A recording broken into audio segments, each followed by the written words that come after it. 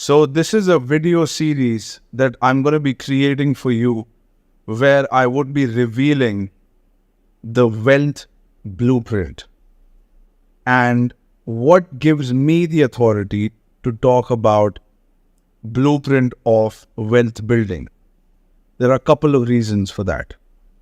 Well, first of all, I have met and negotiated with several multi-million-dollar businesses. I've met business owners, negotiated with them with the intention of acquiring their companies from various range of transactions, from $3.5 million transaction, $10 million, $25 million, $120 and $140 million transactions. I've negotiated with multi-billion-dollar public company, and to be specific, the public company was worth around $10 billion, the one that I met and negotiated with. And this is at the age of 26 at that time, and to acquire two of their assets. And when you're entering into a negotiation like this, they send you their income statement and balance sheet. So you see their assets, you see their income statement, you see the size of the portfolio they had. And two of these deals, $120 and $140 million, both of these were healthcare chains. These were groups, two separate groups. One of them was UK-based chain and the other one was Spanish chain. And the company started from UAE and it was listed in one of the stock exchange markets. And they had two separate portfolios in two separate regions, big chains. And when you see those numbers on paper, you can never go back from that. Not only that, I have presented deals in front of bankers that have financed $350 million deals, $700 million deals. I've personally sat down with the guys, presented the deal, negotiated with them. Afterwards, I went and Googled them and I saw on news who they were. Apart from that, I've been around an ultra high net worth individual who owns a major 5-star hotel chain in UK. Okay. He's one of the richest refugees living in UK. And I happen to know him. He invited me to his house. And I understand how he made the money. I asked him, how did he begin? And this guy was uneducated. He did not finish even school. Forget about college. He did not even finish school. If that wasn't enough, I've done 2 programs with Dan Pena, Quantum Leap Advantage and Quantum Leap Advantage Hardcore, where he reveals his strategies as to how he took $820 and turned it into $450 million. How did that happen? He acquired several oil and gas assets, and then he took the company public on the London Stock Exchange market. And there was a significant growth in 5 to 7 years. And he has trained me. If that wasn't enough, within the seminar, he shows various individuals that are doing deals. And they come on the webinar and they break down exactly how they did it. If that wasn't enough, one of the guys who was in my batch, who is recently was an inductee to the Hall of Fame of Dan Pena, and to be, on that wall, you have to be producing $100 million, $10 to $15 million in profit, which is about $100 million portfolio. And one of the guys was in my class. I think his portfolio is, last time, if I remember, it's between $50 to $80 million in a few years' time, with a few transactions, few companies he acquired. And I sat with him and I talked to him for hours. And I want to share this because I did not come from a rich background. I did not go to Harvard. I did not go to Stanford. If those guys did these things that I did, it's one thing. But I came from a humble neighborhood in New Delhi, India, where I grew up in a small town.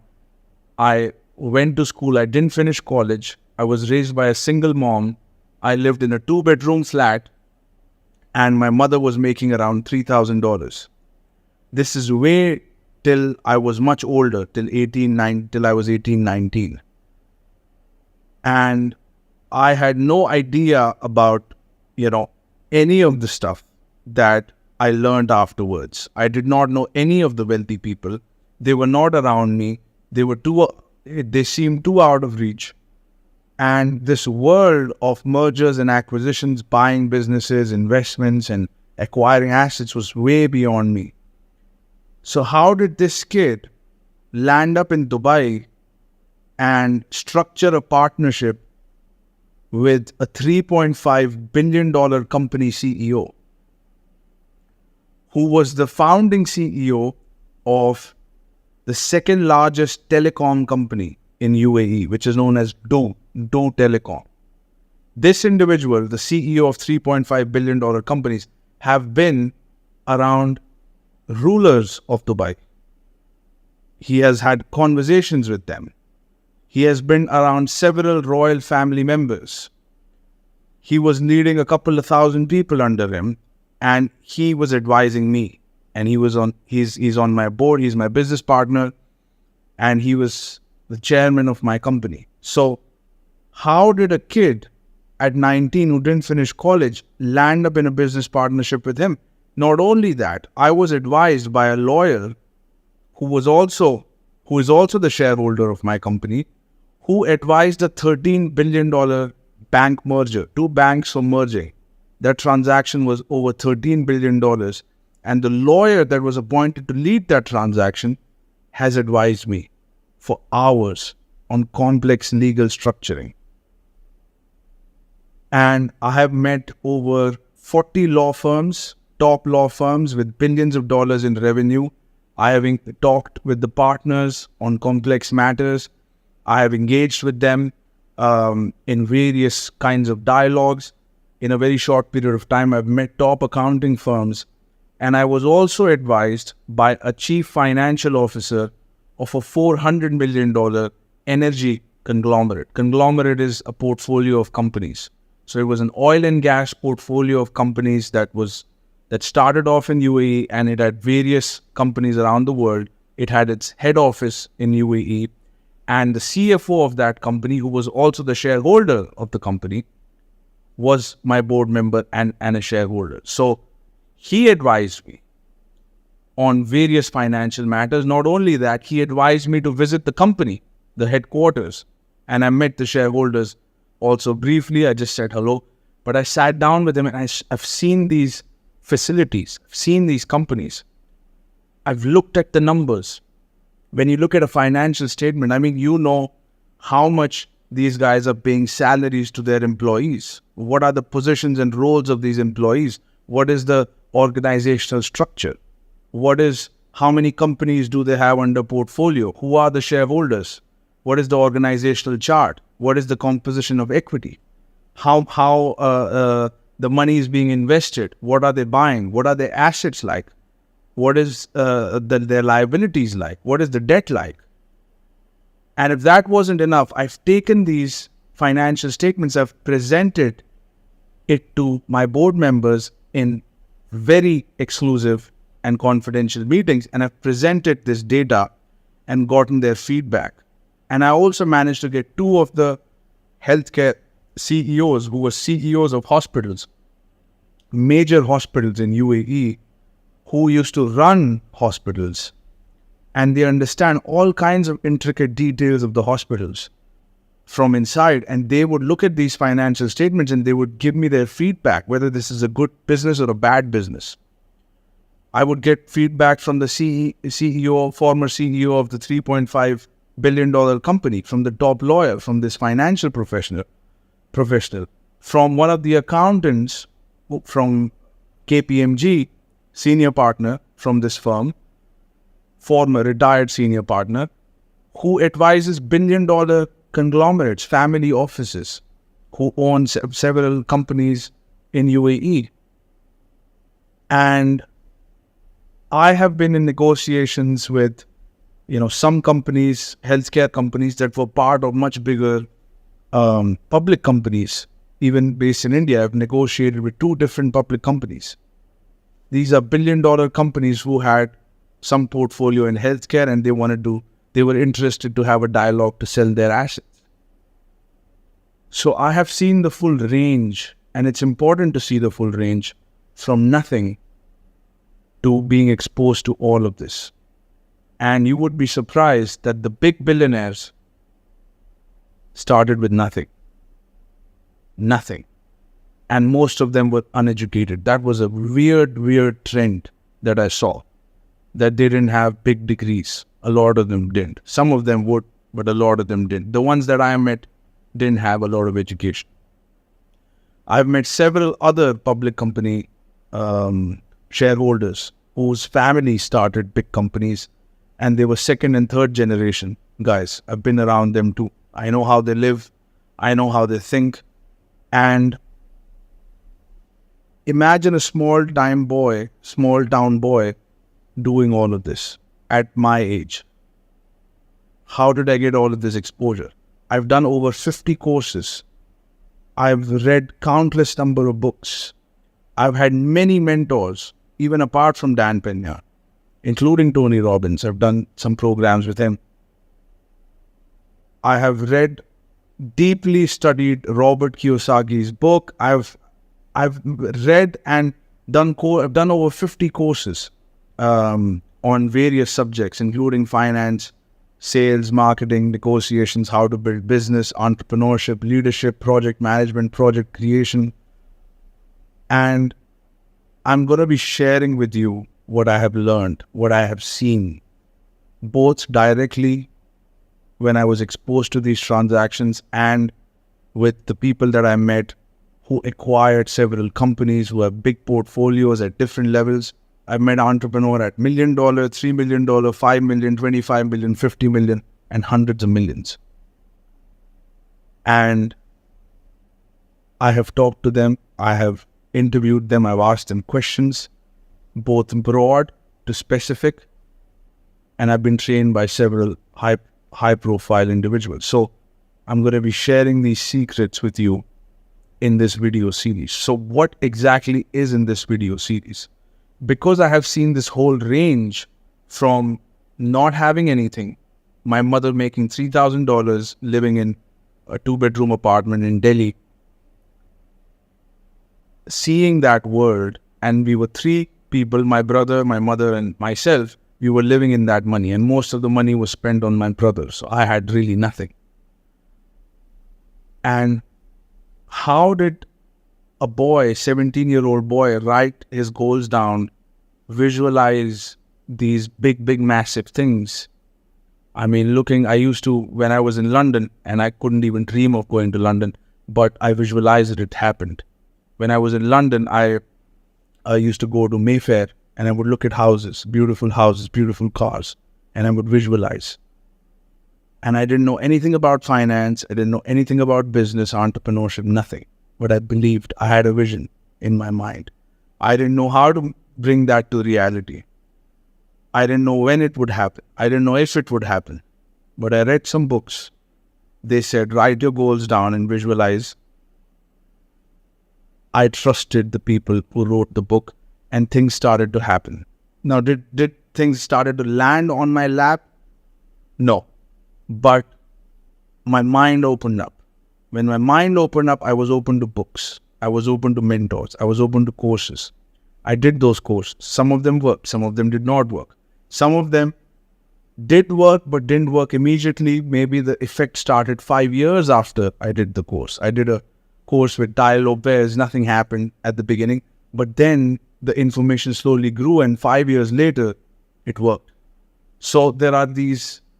I've done so many courses, and I started to get information. Then I started to develop strategies. Then I started to develop connections. Then I started to get in these positions, in these roles. And I used to have this vision board where I had Dan Locke, I had Dan Pena, I had a couple of other guys. I had Tony Robbins, I had a couple of other guys who I wanted to be mentored by. Within a year, I was at the Dan Pena seminar, and I was at the hardcore seminar in a span of 10 days. And Dan Locke was with me in the seminar. and he was sitting right next to me. And not only that, when they break up the groups, he was in my group of 4 or 5 people. And he sat right next to me. You can find a video where you would see me and Danilop sitting next to each other. And he was on my vision board. I showed him the picture of the vision board. I've been around him. I've been around these individuals that I once thought about, dreamt about. I have seen wealth being created by many, many, many people in front of me. And I started off with not seeing enough money. And that's why I'm qualified to talk about it. I'm going to be sharing with you what I have found.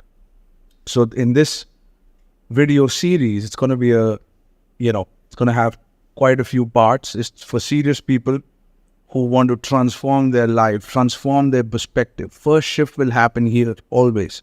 Before you act, something has to shift here.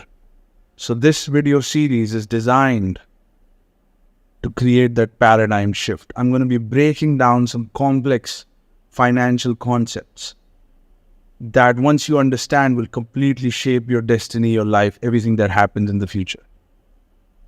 These are the secrets that are not revealed in the public arena. They are not in schools and they're not in most colleges.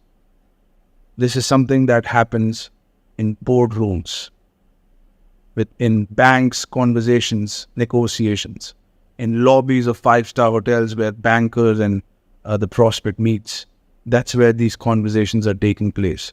And financial information is analyzed, which is extremely confidential, and the stuff that happens there stays there.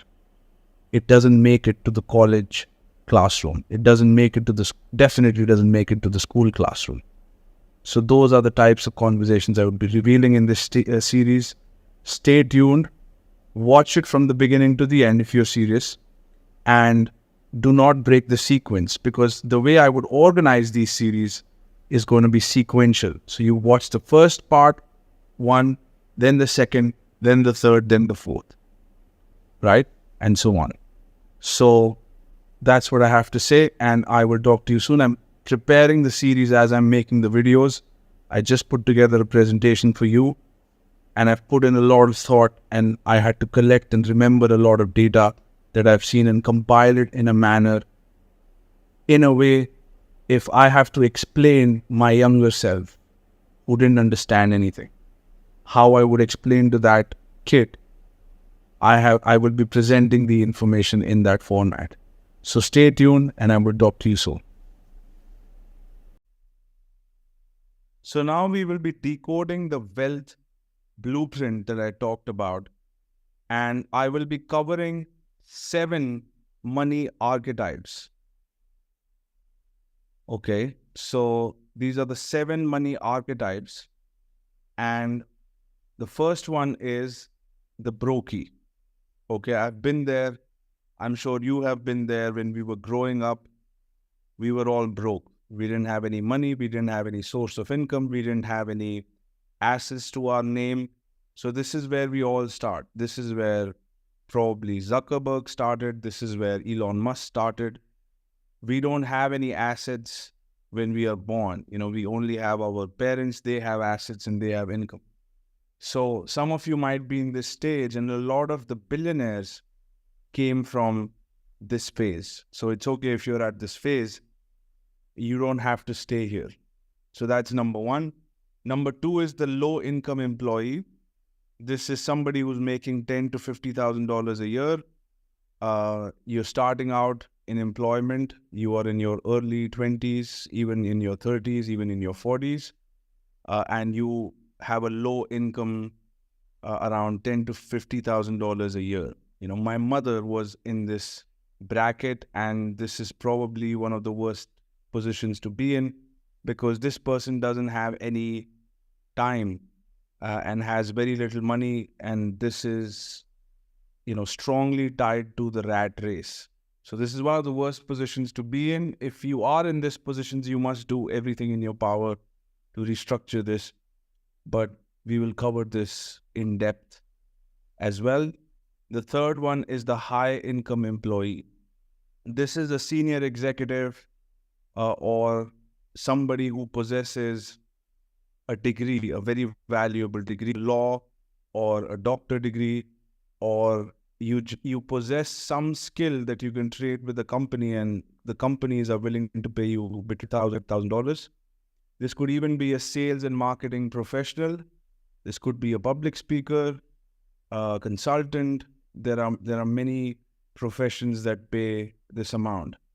This is a comfortable place to be in. I call them the comfort guys. These guys know how to enjoy their coffee in the morning. They're not in a hurry. They wake up, they enjoy their coffee, and they could smile and laugh a little bit. It's a comfortable place to be, but they're looking for how to go to the next level because they're not there yet. They have achieved a level of comfort. They're also celebrated in their families as successful individuals. They know better that they are not that successful. They need to do some work and they need to really get rich. So these are not wealthy individuals, but they're still considered success. People have kind of left them alone, that these guys will figure out how to make money, and you don't have to bother too much about them. These are the responsible guys. So high income employee. Then you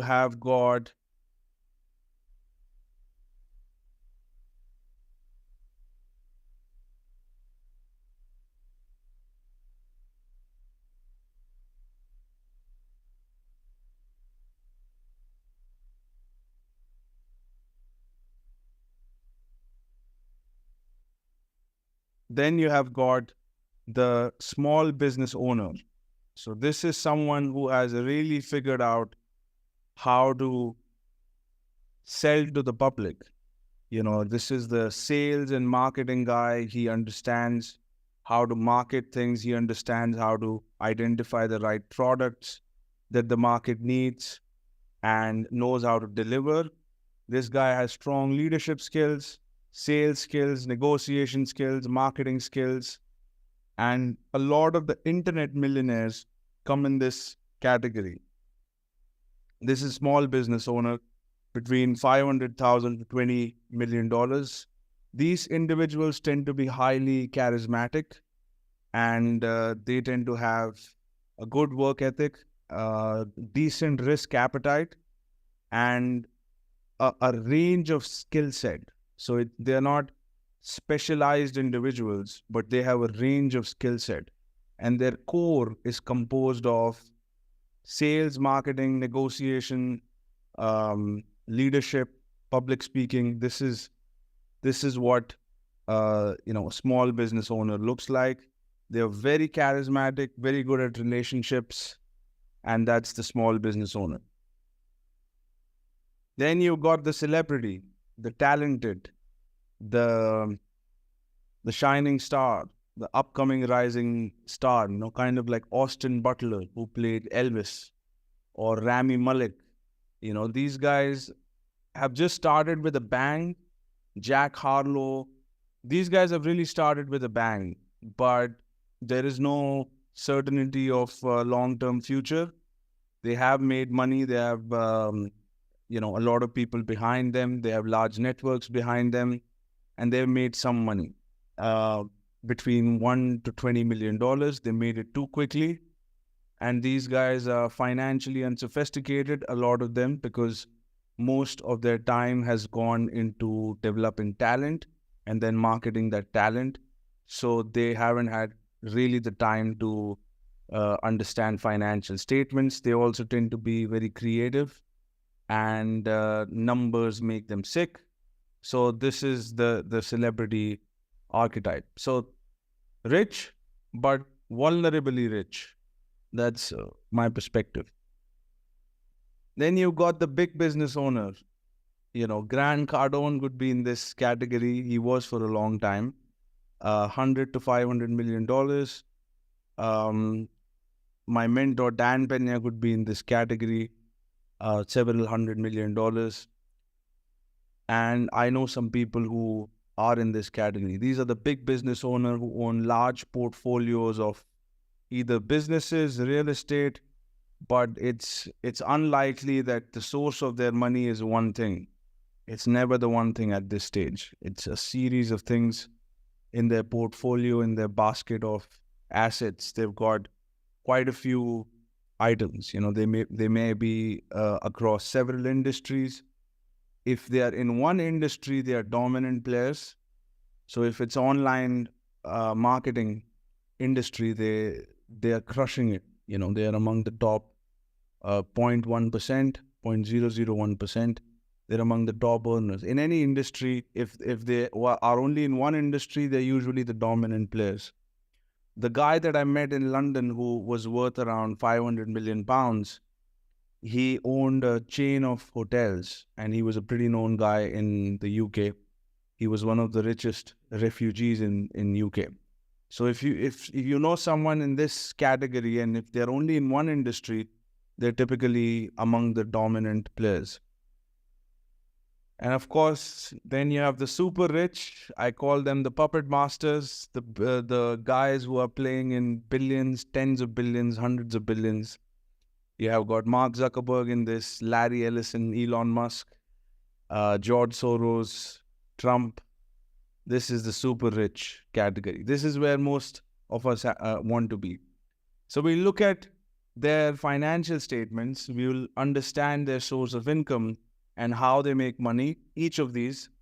And it's important to analyze the smaller earners also, because if you understand why they are making less money, then you can correct those issues and you can slowly transition to being a small business owner, big business owner, and then super rich. And there is a lot of the people go through this phase. I'm sure Elon Musk at one point was broke. At one point, he may have low income, and then, he'd slowly transitioned out.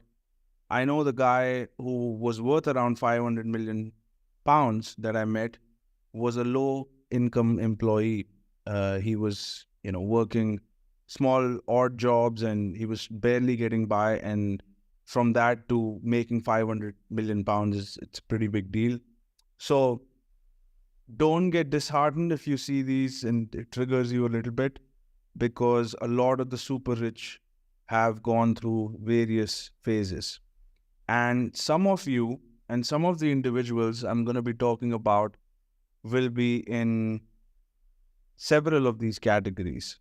So you could have, as I said, if you're in the rich or super rich category, you have to have multiple sources of income. It's never one thing.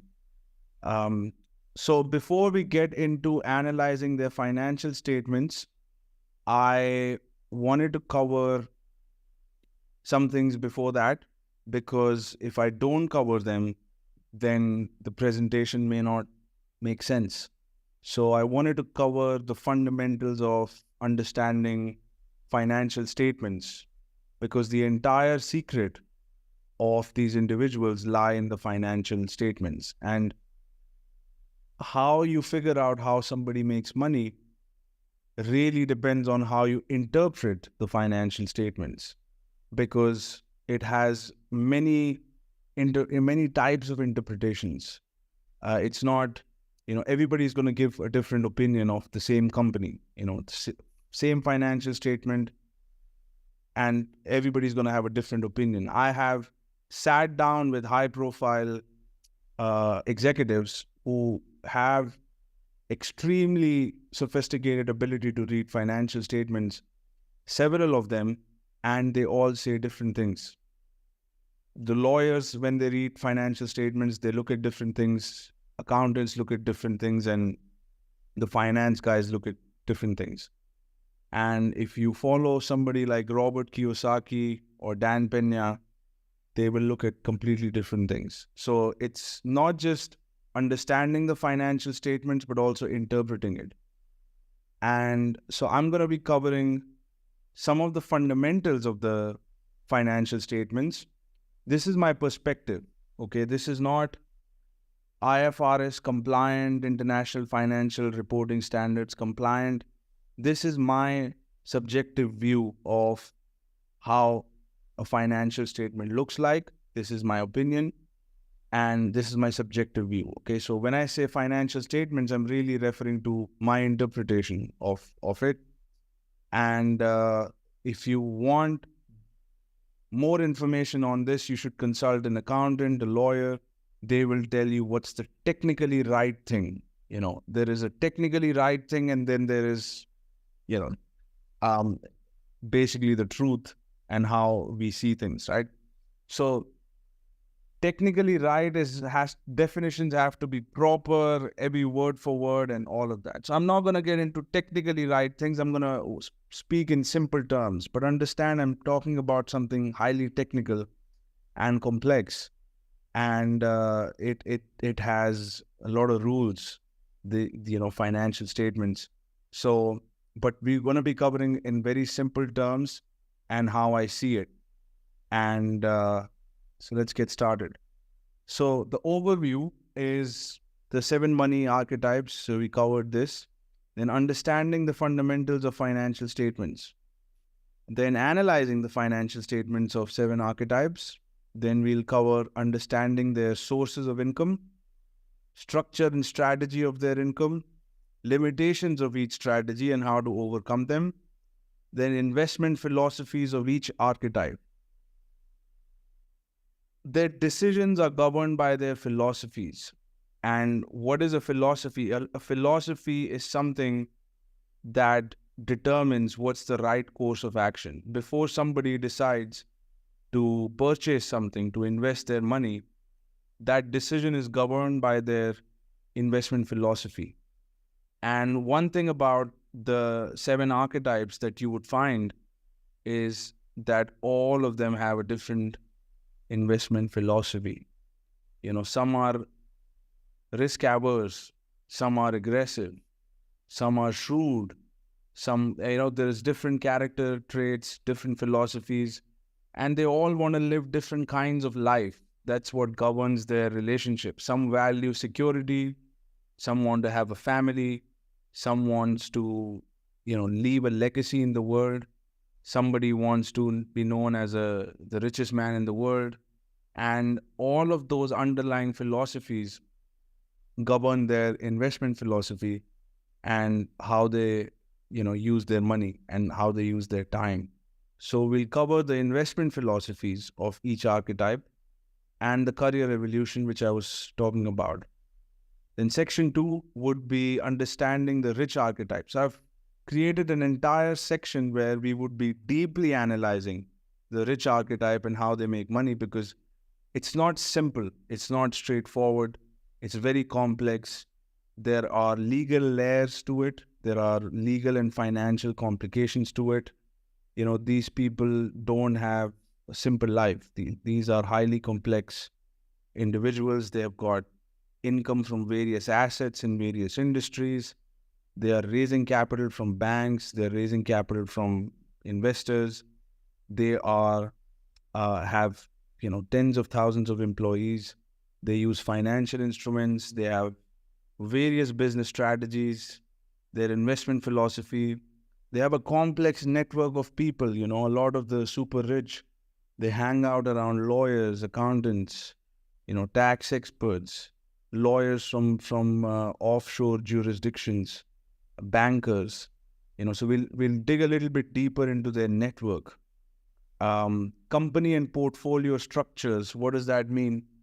They may have several companies. A lot of these individuals have hundreds of companies, and no joke. They may have, 20, 30 businesses, but they may have 100 companies that own those 20 businesses. Or, it's a very complex legal structure. We'll cover that, and you'll understand why they do it. They do it to protect themselves legally. They create a maze with offshore entities, trust structures, and a whole bunch of things that, frankly, a lawyer can tell you about it. I've met over 40 law firms, and they covered a little bit about how to structure the entity. And you open a company offshore, and then that acquires the onshore entity, and that acquires another company, and then that acquires another company. It's a complex structure. So we'll look at that. Organizational structures. When you have this big of a portfolio, you need a lot of people to manage it. from various walks of life, various educational backgrounds, experiential backgrounds. So we look at their organizational structure. This is organizational structure of people, of course, executives who manage their portfolio. And then we'll look at some real life examples, several case studies of super rich individuals and how their portfolios look like, or how I see it. And, understanding their influence and power. These are powerful individuals. It's not that they control money, they control a lot of other things. We'll cover that. And then finally, strategies to transition from the poor archetypes to the rich archetypes from scratch. Because these guys were not born rich, most of them. They started from the bottom. So what did they understand? What did they come to understand that completely shifted their status in society? And what was that paradigm shift that led them to create this wealth in one lifetime, and that most people could dream about? And most of them started from the broke level. So that's going to be interesting. So that's the overview of the next upcoming parts. And now we will cover some of the points from the first section. So we just covered the money archetypes. Now we'll be heading towards understanding the fundamentals of financial statements. Let's get started. Okay. So understanding financial statements. There are three components to a financial statement. Okay, if you've never seen a financial statement, that's fine.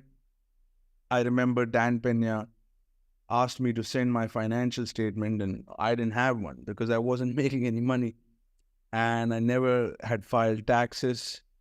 I really didn't understand what a financial statement looks like. And when I saw it for the first time, I felt sick to my stomach. I wanted to puke, because I thought when I saw the financial statement that I would need, a couple of years of training to understand this thing. It looked so complicated. But if you understand a few things, it's not that complicated. And I recommend a book called Financial Intelligence. If you really want to understand all the terms, we are going to be covering the basics, and you will have some understanding of it. But if you really want an in-depth understanding, I recommend reading Financial Intelligence. Okay, so let's cover the basics. There are three components of the financial statement. One is called balance sheet. What's a balance sheet? The balance sheet has mainly two elements. One is called an assets and liabilities. You might have heard about it. And if you sell the assets and pay off all the liabilities, what you will have is the net worth of the individual. So that's the balance sheet. That's all that it has: asset, liabilities, okay? Then you've got income statement, where you've got the revenue, expenses, before tax income, after tax income, gross income, net income. I'm not going to get into too many complications with income statement. So let's keep it income and expense. So money in and money out. And we'll keep it simple. Cash flow statement is the third component. And I'm not going to be covering the cash flow statement in this presentation because it'll make it very complex. So we want to keep it simple because that's what you need right now, and you will understand what you need to understand with the basics.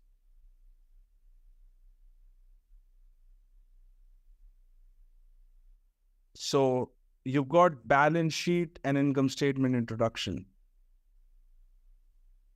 I'm oversimplifying this just to make a point. Assets, this is simple. Assets put money in your pocket, and liabilities take money out of your pocket. Okay? Next time you go on a date and you look at a girl who's expecting you to pay the bill, you'll have to look at her and ascertain, is she an asset or a liability? And I'll let you answer that question. So that was a joke. Asset puts money in your pocket, liabilities put money out of your pocket. Okay. Now, if you take that girlfriend, she's super hot, and then you take her to a office party, and your boss looks at her and decides to promote you, then she would be an asset because she's enhancing your image. So it's really a question of point of view. But assets put money in your pocket, liabilities put money out of your pocket. That's the fundamental definition. Then income is money in and expense is money out. I've really made it simple. Okay, now that's not the technical definition, obviously, of income and expense, but it fundamentally means money in and money out. There is very complex technical definition, but let's just understand this. So here is how the balance sheet and income statement are linked. If you notice here, assets produce income, okay, and liabilities create expenses. So one puts money in your pocket, another one puts money out of your pocket. Start identifying people in your life who are putting money and time out of your pocket and don't add to the income statement, okay? So this is how both of them are linked. Assets and liabilities are linked to income and expenses. Assets create income, liabilities create expenses. Types of assets. Why am I covering types of assets? Why am I going into all of this detail? Because if you understand types of assets, these are class of assets that most accountants will not put in the asset column, but I am putting in the asset column because that's what they are, assets. They can generate income. Technically and legally, the accountants and lawyers would disagree, but essentially, if something puts money in your pocket, that's an asset. You cannot book it in your audited financial statement as an asset. You need an approval of an accountant, but this is for our understanding, because assets are of many, many kind. So we'll cover that. And if you really understand the assets that you have naturally and how you can use them, and I'll also, use these to explain how billionaires make money and made money, you will really understand that those things were really asset. For example, I've written down the mind, the brain is an asset. Elon Musk, in one of the talks, he said that what separates us from animals, what's our biggest strength is our mind. We are not physically stronger than them, but we have a mind that's extremely powerful. And mind wasn't considered an asset. I don't think you can book a mind as an asset in your audited financial statement.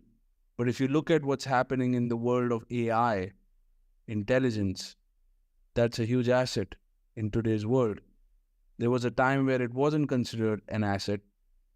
I mean, legally, it wasn't considered an asset, and legally and technically, but in today's day and age, I mean, you look at NVIDIA, it's blowing up.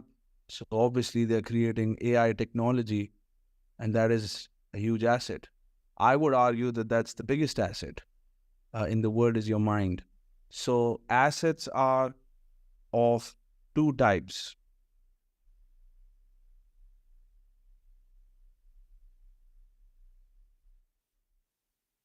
You've got tangible and intangible assets. Okay, tangible are physical that you can touch, and intangible are the ones that you cannot touch, but they exist because they produce money. So intangible assets, our fundamental asset is time. You don't want to waste time. Time is an asset. Your brain, as I mentioned, is an asset. The things that we can do, human beings, with our brain is incredible. Most of the billionaires, actually, if you look at Zuckerberg, he didn't have anything else. I mean, he had time, he had a brain, and with that, he started to mint money, and then he's a multi-billionaire now. So brain is your asset. It's intangible. So knowledge and skills, degrees and talents and network, all of these are assets. You could use knowledge and skills to make money. You could use your degree, leverage it with a company, make money. Talent, You can make money. Your network. They say your network is your net worth. I've analyzed, several companies, multi-million-dollar companies. And when we are looking at the value of the company, one of the first things we ask is, what's your customer base? How big is your customer base? And one of the most valuable resource of a company is its network, base of customers, right? That's the network. And if you look at internet companies, one of the most valuable assets is their email list. Even right now, I could argue that one of the most valuable assets you have is your contact list. I mean, you take away your contact list and what are you going to do, right? Network is important. And that's why these companies have become so valuable. Facebook, LinkedIn, Twitter, all of these are large network. So who has got the biggest network right now? Some people might say it's The Rock. Some people might say it's Mr. Beast. Some people might say it's Kim Kardashian. But the biggest network is owned by Mark Zuckerberg. He owns Facebook. And most of the world is over there. I'm not talking about followers. He literally controls the network. Even if people don't follow him, he still controls all the network. And also now Elon Musk, who owns Twitter, which is also a very large network. So we'll cover that, and that's an intangible asset. Most people don't consider this an asset, but it's an asset. A lot of the accountants are not going to let you put your network, in your audited financial statement, but it's an asset. As I mentioned, a lot of the things that I'm saying, the accountants and lawyers will say technically it's wrong, but it's true. If you just look at it, if you just look at the world, it's true. Network is the biggest asset. There is a reason why Elon Musk is one of the richest men in the world, and Mark Zuckerberg. They are connected to huge networks. Joe Rogan is another example where he has a big network, not as big as Elon and Zuck, but they still have. If you look at the transition of Elon from 20 billion to a couple of 100 billion, what changed was he was getting access to new networks through influencers. More and more people knew about him, and his network blew up. So network is extremely important. Tangible assets are cash in the bank, your savings, cash flow producing real estate, cash flow producing businesses, stocks, currencies. These are more tangible. You're familiar with this. And then you've got intangible. Liabilities are also tangible and intangible. So let's cover the tangible liabilities first. So if you have a house and you live in it, you own it, some people say that's an asset. Remember, definition of a liability is takes money out of your pocket. So if you're living in it, you are still spending money on the house, maintenance, and that's a liability. Now, some people say house is an appreciating asset. Definition of asset is puts money in your pocket. So how is it an appreciating asset? It's an appreciating liability. Yes, it's going up in value, but it's also taking money out of your pocket. Okay, so if you live in the house, it's a liability. If you rent the house out, it could be an asset, depending on how much the cash flow is, because it has to cover all the expense and still put money in your pocket. So it has to qualify as an asset. So it depends. House depends. If you live in it, it's not an asset. If you rent it out, it's an asset. Unused car, which doesn't produce income. So if you have 2 or 3 cars, you don't use 2 of them, and it's just lying down. It's getting rusty. You're spending time and money to manage it, maintain it. It's not producing any income. And also it has got trapped cash. You could sell them and get the cash, but they're going down in value. They're taking time from you and attention, and it's not producing anything. That's a liability. Then car loans, house loans, student loans, they take money out of your pocket. So that's tangible liabilities. Intangible liabilities, this is my favorite. Bad network of friends who distract you, who load your brain up with cocaine or, some drug, or, don't let you work, affect your self-esteem, affect your mind. All of that is taking away your time, destroying one of your fundamental assets that you could actually use to make money. They destroy it. Time is being destroyed. Time is one of the most valuable assets. We don't have a lot of it, and it's going by. So bad network of friends can destroy your time, and time could have been used to make money. So, and you're spending money while you're hanging out with friends. It's a clear liability. So that's one of the things that Dan Pena in the seminar makes us do, is remove the friends who are not an asset to you or not valuable to you. They're not related to your goals. Remove them. Bad network of friends. Toxic relationships. If you have a woman in your house that calls you worthless, doesn't treat you right, your self-esteem is getting affected. People in your life who doubt you, and because of those doubts, you don't start projects, you don't use your skills, you don't use your knowledge, you don't express yourself, you don't communicate. All of that has become a liability now, because all of these things affect how you use your skills, whether you trust your skills and knowledge or not. You may have knowledge, you may have skills, but they're unused. When you have an asset and you don't use it, it's not really an asset. Asset is supposed to be leveraged to make money. How many skills do you have that you haven't used yet? All of that's trapped value. Trapped value. You have something valuable, but you don't share it with the world. You don't go on the stage. You don't open your mouth. So, people don't know you have it, and, it becomes a liability. So, bad and incorrect information, this is one of my favorites. All the stuff we heard in school, absolute garbage, right? A lot of the stuff was not true. We believe it and we operate on it. We hear, invest in the stock market, buy this crypto. All of that's liability. You're not good enough. All of that's incorrect information. Ignorance or lack of understanding. If you don't understand financial terms, if you don't understand sales, marketing, negotiation, public speaking, that's ignorance, lack of understanding. Slappy happy, as Dan Pena calls it. All of these are liabilities which are intangible. Again, accountants wouldn't agree to put in liabilities ignorance, but it's a liability. If you're stupid, you will get taken advantage of. A lot of people who gamble their money, that's out of ignorance. They don't understand the game. Bad habits that cost money and time. This is straightforward. Okay. So tangible liabilities I've covered. This is an important note. An asset can become a liability, and a liability can become an asset, depending on who is in charge. I'll give you an example. So I was 16 or 17 years old. I had bad habits.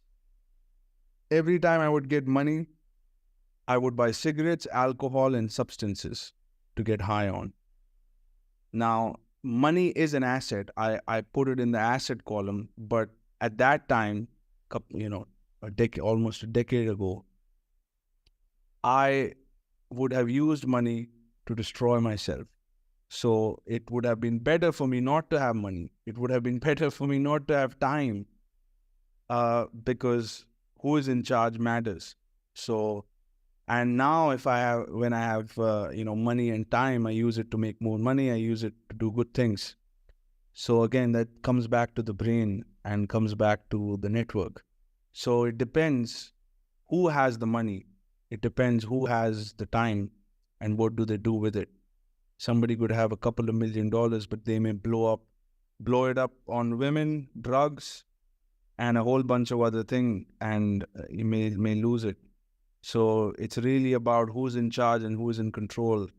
You heard or hear about celebrities who got $10 million and, destroyed themselves. And you think, oh shit, if I had $10 million, what would I have done with it? I would have made hundreds and hundreds of millions. I would have educated myself, get mentors, do so many things with it. This guy just blew it off. So asset can become a liability, and a liability can become an asset. So example would be a house. If you renovate it, put it on Airbnb, that was a liability, but now it's become an asset. So that's for today, and I will see you in the next video very soon, where I'll be covering the rest of the agenda from section 1 and section 2, and I'll see you in the next part. So we covered the 7 archetypes of money. The first one was broke, no income, plenty of time. The second one was low income employee, who makes around $10,000 to $50,000 a year. And then we have high income employee. This is the lawyer, doctor, CEO type, $100,000 to $500,000. And then you've got small business owners who makes around $500,000 to $20 million a year. You have got the celebrity, which makes $1 million to $20 million a year. Then you've got big business owner, who is the rich, the first archetype for the rich, who makes around $100 to $500 million. And then you've got the super rich, who makes billions, tens of billions, hundreds of billions. So we will be looking at how these people make money. So first we will start with these ones. If you understand these ones, and if you understand why they make low to medium level income, it'll be much easier to look at the super rich guy's income statement and balance sheet, and it'll become instantly clear why these people make a lot of money and how they use their time, how they use their money, and what strategies do they use to make a whole bunch of money. So what's the key differences between them? If you look at their balance sheet and income statement, it's going to get very, very clear. But before we get to the rich archetypes, it's important to really take a hard look at these, because if you understand these, then you can make changes and you can transition out. If you don't understand these, and if you only understand the rich archetypes, well, you will have some understanding of the business model, but you would not know how to transition. So if you want to know how to get to where you want to go, you have to first know where you are, right? So it's important to understand where you are, and then it's also important to understand where you want to go. A full, complete awareness of both these will get you to where you want to be. So it's important to look at these also at great detail to identify where exactly you are positioned and how to transition. So we'll look at the first 5 archetypes first, and then afterwards we look at the 6th and the 7th, these two who make the most amount of money in society. Okay, so let's get started. So how do they make the money? So here is a key principle that we need to always be aware of, and that is income always comes from some form of an asset. You know, there's this guy called Daniel Mack who goes on expensive streets, and he will look at somebody driving a car, obviously somebody who makes a lot of income, and you can see it by the car that they drive. And he would go and ask them, what do you do for a living? Right? I don't know if you've seen those videos. And this guy, Daniel Mack, what he's really asking is, what's your asset? How do you make an income? Means he's asking them, what is the asset? What is the source of that income? Is it a high income skill? Is it a hard asset? Is it a soft asset? What is it? How do you do it? So in other words, if you understand what asset their income comes from, you'll understand how they make their money. And a lot of the people don't want to share where their money comes from, because in most places it's kind of like a trade secret. So they don't really want to share how they make their money, meaning they don't really want to reveal what asset they have access to. And we already covered there are soft assets, intangible assets, and there are tangible assets. So let's get started. So it's important to understand income always comes from an asset. Most people, they look at their income, the money that comes into their account, and they're just analyzing that. Oh, I made $10,000 this month, $20,000 this month. But that's just the income. Where does the income come from? The answer is the asset. And network is an asset. A high income skill is an asset. Connections, technology, all of these can be assets if they are leveraged. So how the income came in is far more important. If you understand that, you'll understand how money is made. So let's get started. So this is what I was talking about. Asset produces income and liabilities create expenses. So let's look at the financial statements of these individuals. The broke guy. Now you would be surprised to see that this person actually has assets. He's got a brain that works. He's got time. He's got some basic skills. He also has a network. Broke people have network. Technology. He has access to technology. These days, even broke people have phones. So access to technology is also there. So why does this person doesn't make the money? They have the asset. It's because of the liability is much bigger than the asset. If the liability is really, really big, it'll swallow up the asset. So what's the liability? One of the biggest liability this person has is bad ideology. What's an ideology? Ideology is a narrative, your underlying philosophy of life. And this could come from your environment. Things like money is not important, money is not everything. And a lot of the spiritual people, and I used to be extremely spiritual, and I've hung around these communities, they have this narratives and sayings that they keep telling each other and reinforcing. A lot of the religious narratives also deal with these ideologies that go against making money. And it's no surprise that I have noticed this as a pattern, that when somebody doesn't have any money, I see them going to temples. I see them being extremely religious, and their ideology shapes their behavior around money. It's not the case with everybody. There are a lot of religious and rich people also.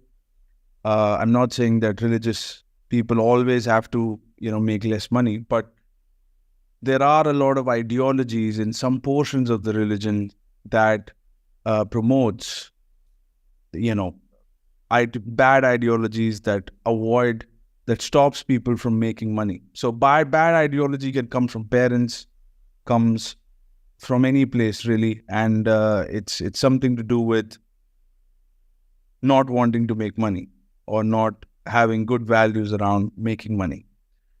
The other bad ideology comes from school, which is self-esteem issues. This person may have a bad sense of self-esteem. I mean, they don't think that they're worth anything. It's not true, but it's just a belief. It's an ideology. If you look at the work Tony Robbins does, he primarily works with ideologies of people. And I have seen this in his seminars, and I've also seen this with myself, that when you start to work on your ideologies that you've adopted from the environment, start transforming them, all of a sudden you start to have income-producing ideas. And I have experienced this. So a lot of the mindset coaches, a lot of the, the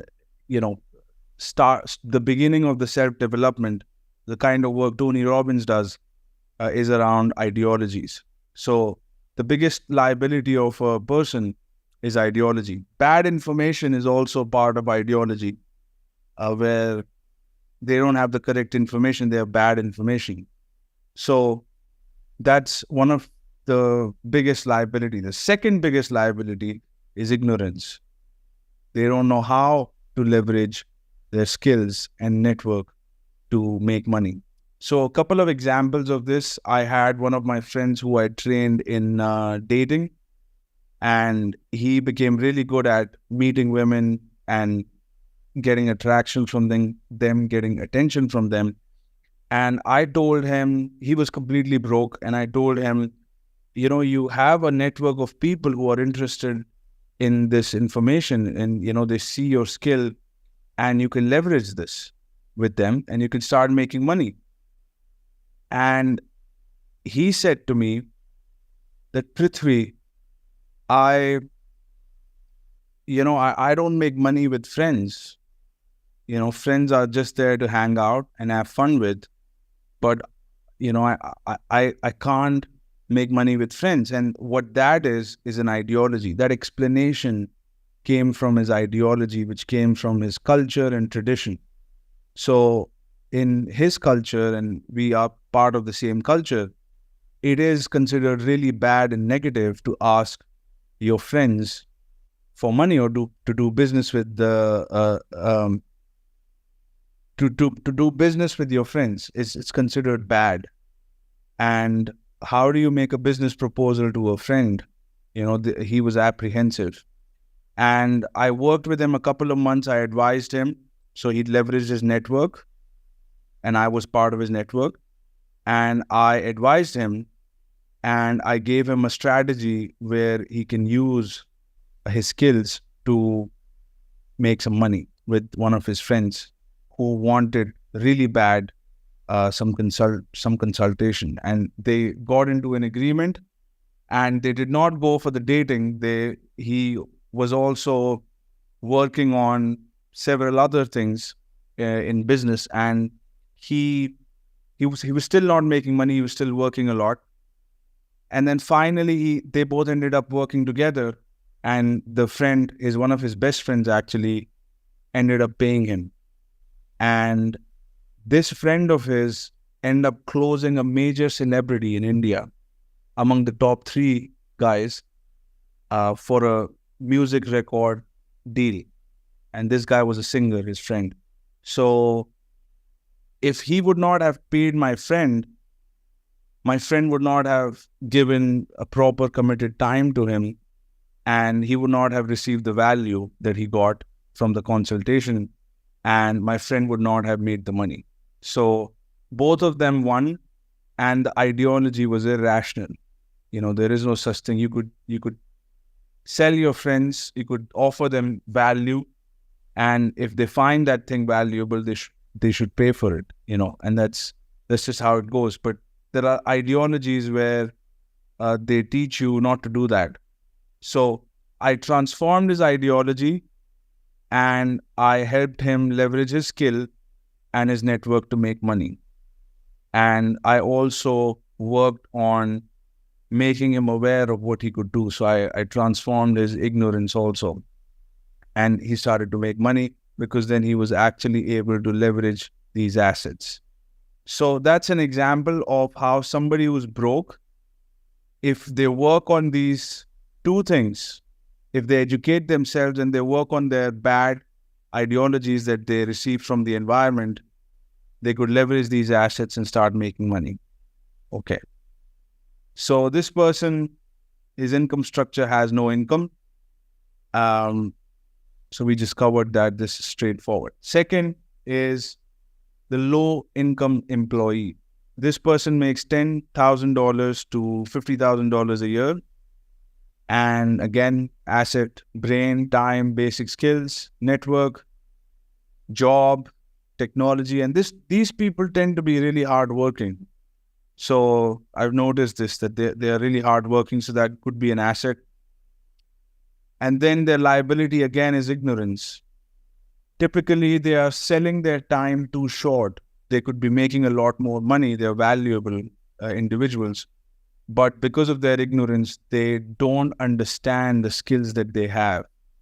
They have a lot more skills than they realize, and they don't understand that the market value of their skills could be much higher if they sell to a better company, a better employer. And they don't maybe understand how to give a job interview. They don't understand branding. They don't understand wearing good clothes or having good communication skills. they could easily make a lot more money, or they don't understand they could leverage their skills within their network to make even more money. So ignorance is at play. That's one of their liabilities. That's why they have low income. So again, assets and liabilities. Then once again, these individuals have low income ideology. Low income ideology sounds something like this. Oh, you should make enough money that you need. Once you make enough money that you need, there is no reason to make more. If you make more than what you need, that's considered as greed. I have a cousin who works at Amazon as a low-level employee, and I asked him, why don't you make a goal to increase your income? And the response he gave me was, Prithvi, don't you think that is greed? And I said, so what if it is greed? Shouldn't you want more for yourself? You could spend more money on yourself. You could wear better clothes. You could afford a girlfriend. You could take her out. You could spend more money on your father. And, you could do a whole bunch of things with that extra money. But he was resistant and he said, no, Prithvi, all that's greed. So wife and kids, these people, once you start having income, it's possible you may have wife and kids. Now, a definition of an asset is that an asset puts money in your pocket, and definition of liability is take money out of your pocket. So typically, if you have a house, wife, and kids, you're spending money on them. So that will unfortunately come under the liability section. And then you have a car, house loan, student loan. Okay. So here is what the income structure of a low-income employee goes. So they trade their basic skills and time with a company, and it's typically one company. The company uses and leverages those skills and organizes them to benefit the customers. The customer pays the company keeps most of the money and pays just enough to this employee. And this employee tends to be a nice person. You can see it here. He's a nice person. He accepts it. And the company pays the employee income. And most of this income goes into personal expenses. And personal expenses are liabilities because it's not an investment. When you buying stuff which is personal, sometimes these people tend to be under a lot of stress. So they may be drinking, they may be looking for entertainment, and all of that costs money, and they have a lot of personal expenses, right? But they don't really have a return on this income. The money comes in and it just goes out the door, and it never comes back from the door. And their time is what they keep leveraging to make this income, and this income goes out and doesn't multiply in any shape or form. So it's really a cycle, a rat race, where they're exhausting their time and they don't understand why they feel drained.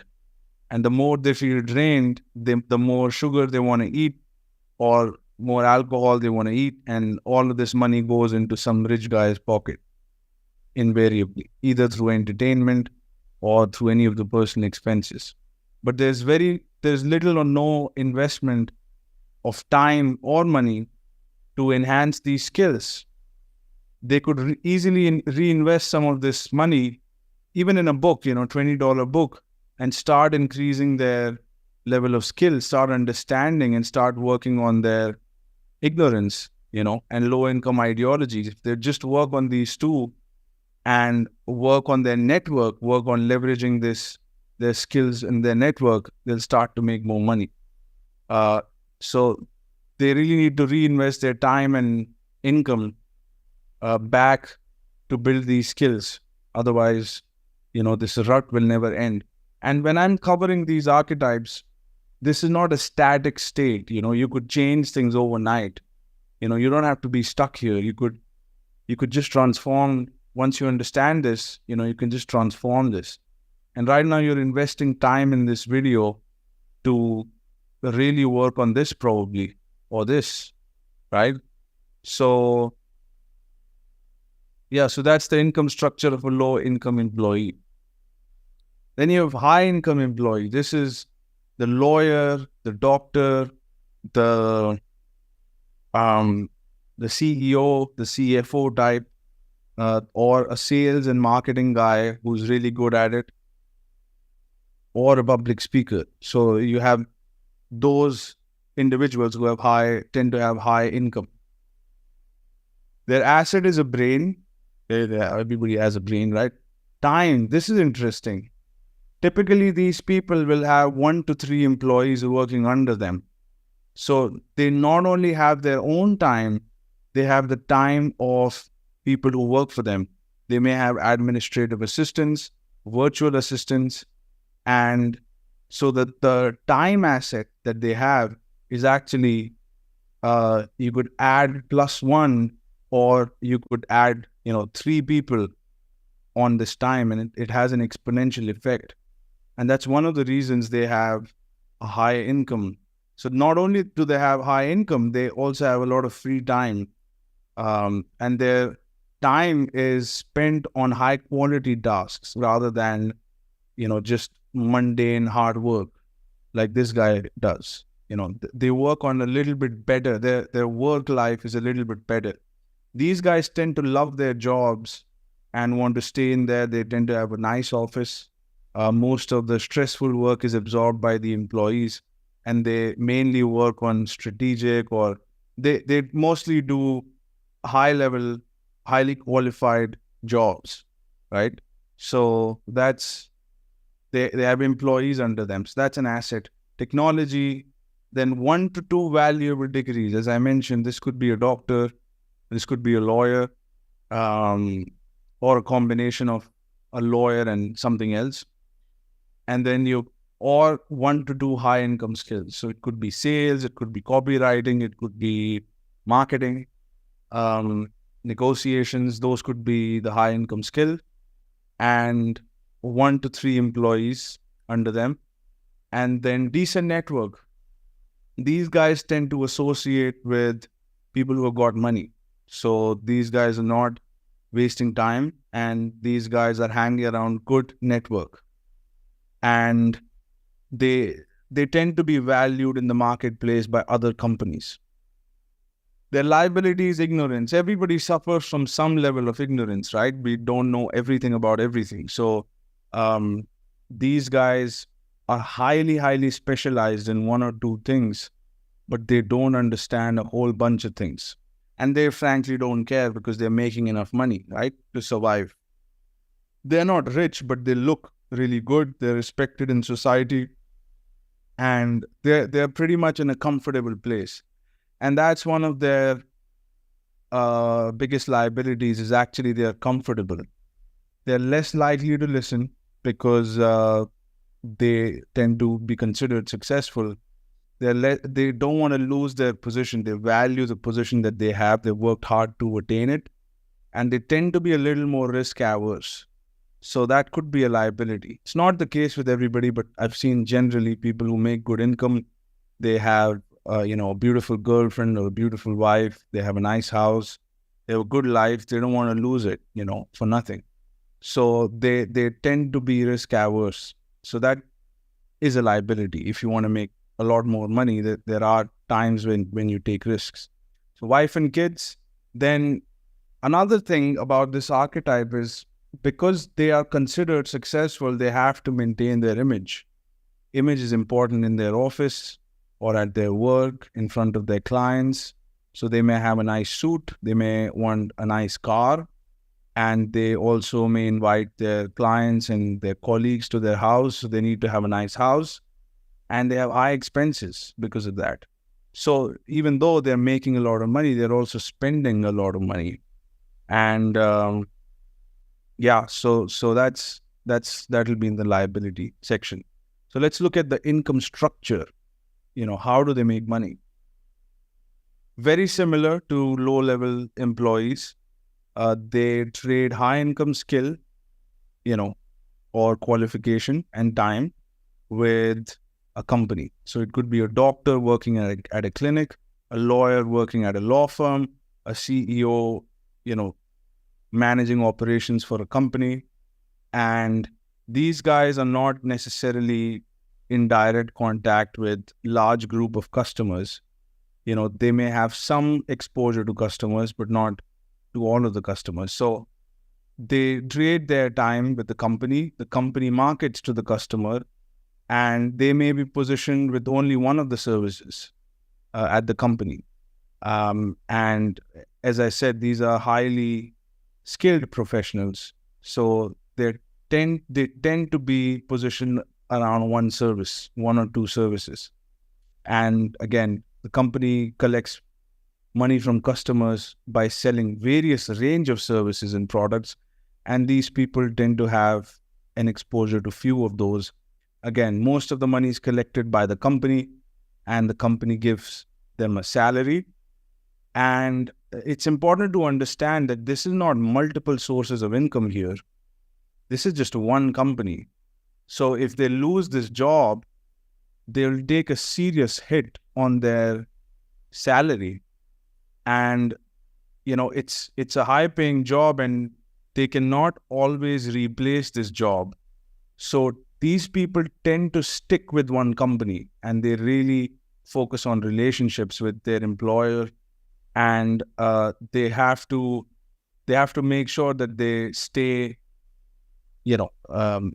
in that company, and they're very well behaved and compliant individuals, and they have to make sure that they have good relationships with their superiors, because it's going to be a little bit hard for them to find another job. Not to say they can't find it, because they tend to be very qualified, but still, there are only a few jobs in the market, and it tends to be very highly competitive. So these people tend to be competitive, but they're vulnerable because they really have one source of income, and it's really one client. From a business standpoint, if you have a job, you have one client paying you, and that's the company. Once you lose that client, you lose your income, and you have to find a new source. So again, high income but vulnerable, and they have to be on top of things. These people tend to be very sincere and diligent, I've noticed, and they are very particular because they have to be that way. So income, again, comes in. These guys tend to be a little more sophisticated, so they have been told they should get a property, so they may invest in real estate, they may invest in some stocks, personal expense, and some of them have been told that you need to be constantly learning. So they do invest some income in developing and enhancing their skill. Not a lot, but still they do this. They tend to develop skills on a regular basis. Again, there could be series of archetypes within this high income employee, and not everybody is the same. So the world is not divided in these 7 archetypes. It's just by income, and they could have varied range of characteristics, and they could be a combination of several of these archetypes. So this guy could eventually become a celebrity. This guy could become a business owner. Nothing is static. Everything keeps changing. So just keep that in mind. Next is small business owner, somebody who's making $500,000, 20 million. Okay, now you're starting to hit the good number here. So let's look at this. You can see the asset, how big the size is of this. Let's look at it. So brain, technology, time is one of the biggest assets. These guys have a huge number of employees, so they have a lot of time. And not only, we'll get to this in a second, they have a healthy business ideology. So they tend to have affinity for money, for business, and they don't have any issues around there. They have a series of skills. It's never one specialized skill. This person cannot be making $500,000 to $20 million with one or two skills. Typically the small business owner has a range of skills. So one of the skills that they typically tend to have is what I've seen, and I've analyzed companies of this size, and I met these owners. They tend to be great salesmen. They can sell you on anything. So these guys are good salespeople. They tend to be great marketers. Then they're good at negotiation and closing. they're good at public speaking. They tend to be industry leaders who who really stand out, and they have a loud mouth. They can speak in public, and a lot of the internet millionaires can be in this category. They're good at sales, marketing, negotiation, closing, public speaking. They have good industry expertise. They have basics of accounting, and they have good leadership skills. So the first skill that they learned was sales, and they started to make a bunch of money. They scaled it with marketing. They closed more deals. They did more of public speaking. They got more leads. They got industry expertise. They learned, money started to come in. They learned basics of accounting, and they also hired accountant, and they have to learn how to lead people. So they're also good at leadership.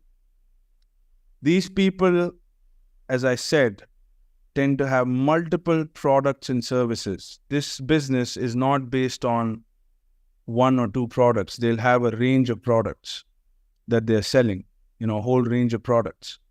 So multiple products and services. And then these people may have even a couple of companies. Not always. Sometimes this is just coming from one company.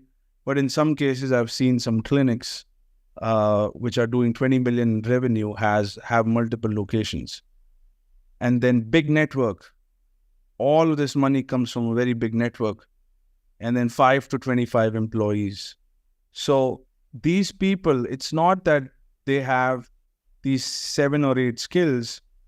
They have 5 to 25 skills, because each employee has separate set of skills, and each employee also has time, and they're leveraging other people's experience and time and using that to create money. And that's, what makes them special. So you can see the time asset is much bigger. It's not just, 8 to 10 hours a day. It's probably 80 to 100 to 200 hours a day, because they're not the only ones working.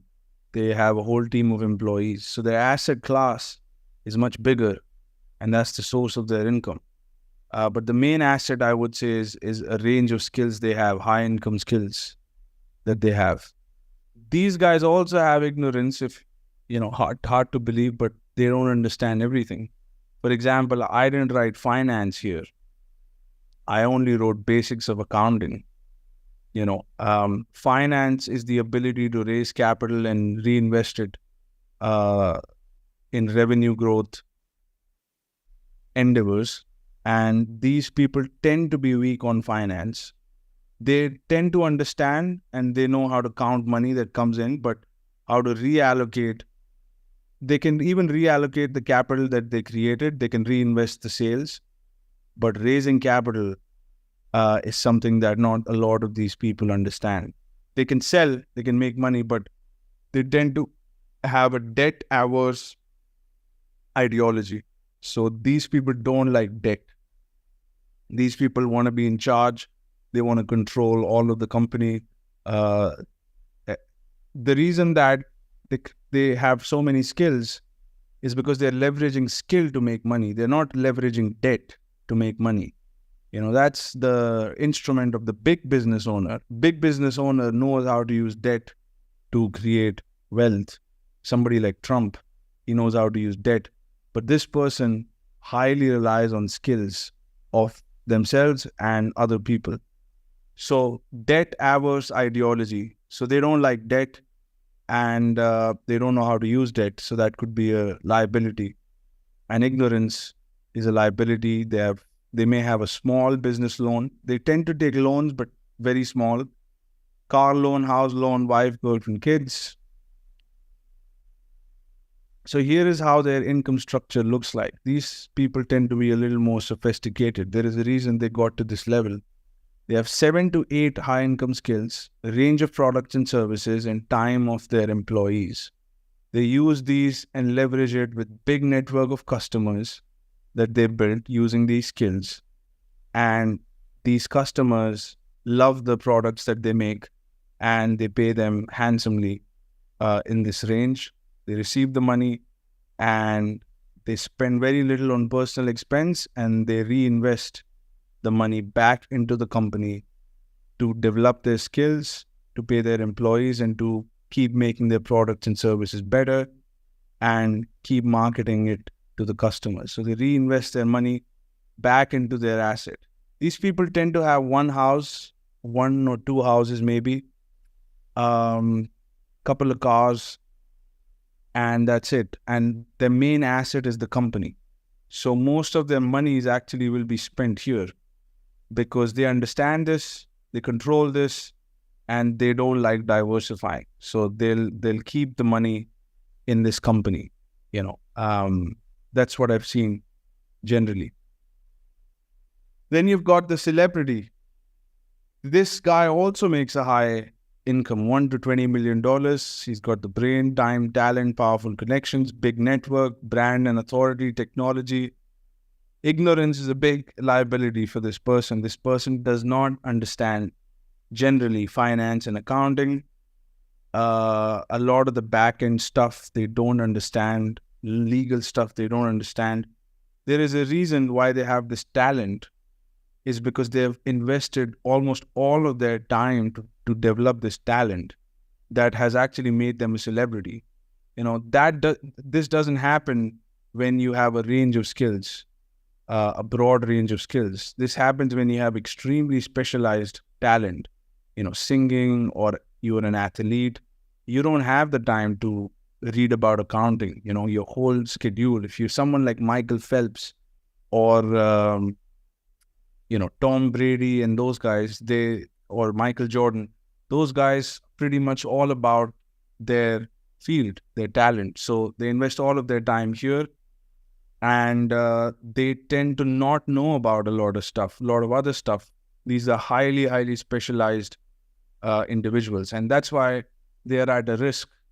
Because what happens when somebody like Tom Brady gets an injury, somebody like Michael Jordan gets an injury, or something happens, or something happens to Taylor Swift's voice?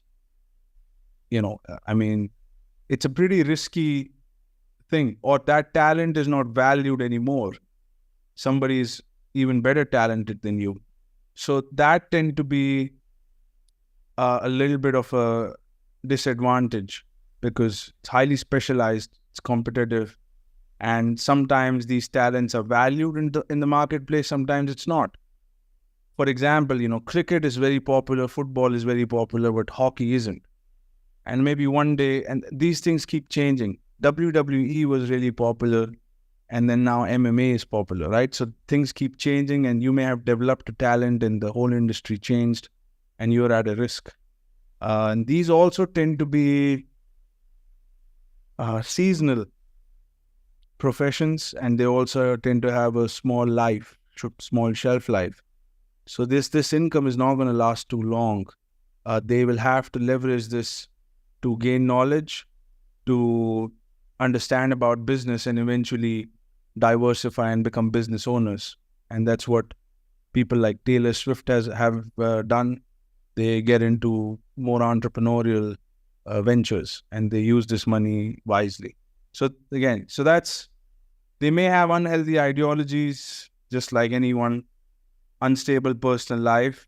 Fame comes with its challenges, bad habits. Again, fame comes with a lot of distractions and ignorance we covered.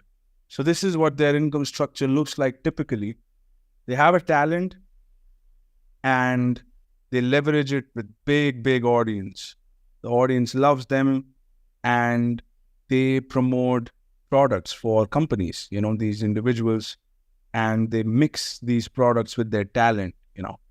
A lot of the movies have products sort of infused into them, and so it's all mixed with talent. And then the audience, because they love the celebrity, they watch their talent, and then they have a sports drink or something that they drink, and the public starts buying a whole bunch of products. So once again, they're not directly selling their own products to the public. They are selling other people's products using their talent, and the public buys the products from the companies directly, and then the company pays them. So they're not receiving money from the public.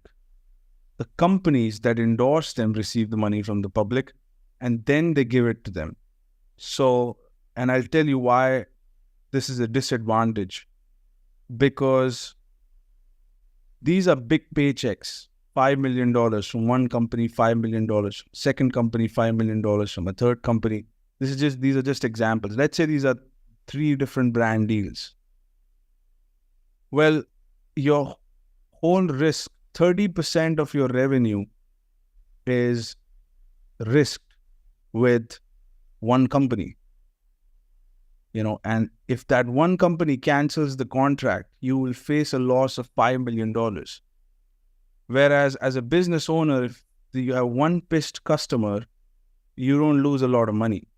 But if you have one pissed company, for whatever reason, this company doesn't like you, or maybe is bullying you, and you decide to walk away, you're walking away from $5 million. You're not walking away from $500 or $10,000 or $5,000. You're walking away from $5 million in an unstable industry that's high risk, and where things keep changing and the cycle of the career is small. So yes, they have a high income, but the range of their career, the duration of their career is small, and it's highly volatile, and the financial risk is concentrated. It's not spread.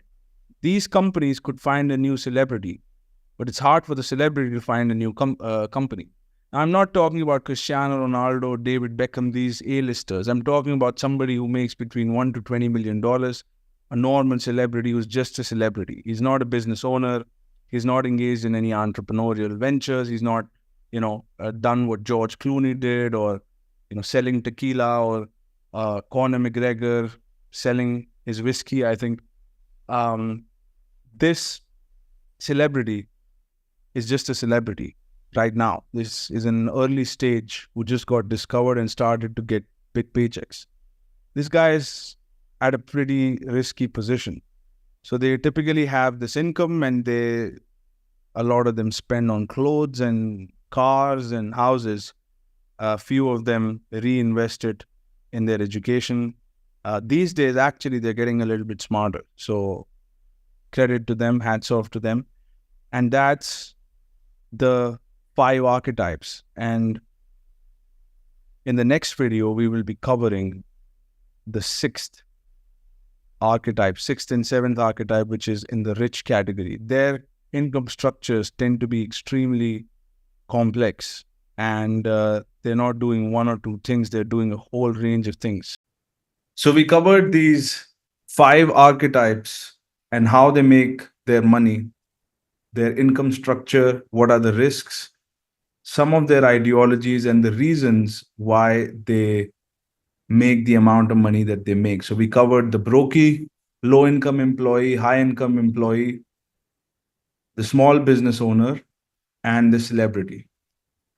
And we left these 2 for this session. So I'm going to be covering these 2 archetypes. And I happen to meet several individuals in this archetype personally. And I understand what their portfolio looks like. I have been trained in a model that helps you get to this level. I attended some of the people in my class when I went to Dan Penya's seminar have achieved a success closer to this level. And they broke down how they did it. They even showcased what their portfolio looked like. And then we'll cover the super rich. Now, full disclosure, I'm still yet to meet somebody at this level, but their portfolios tend to be a little more transparent because a lot of them are public company owners.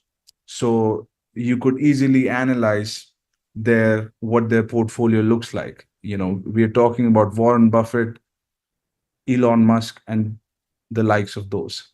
So we'll cover the rich, we'll cover the super rich, and what are the key differences and how they make their money. And their wealth tends to be a little more the structure of their wealth tends to be a little more complex than the first five archetypes. So let's get started. So there are primarily two types of super wealthy individuals. One of them is innovation based, and the other one is acquisition based.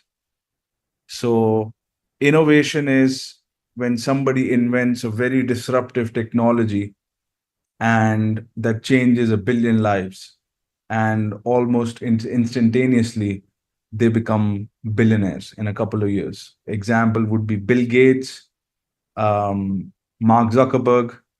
The two inventions that they created changed the world, and they became billionaires at a very young age. So that's more innovation based.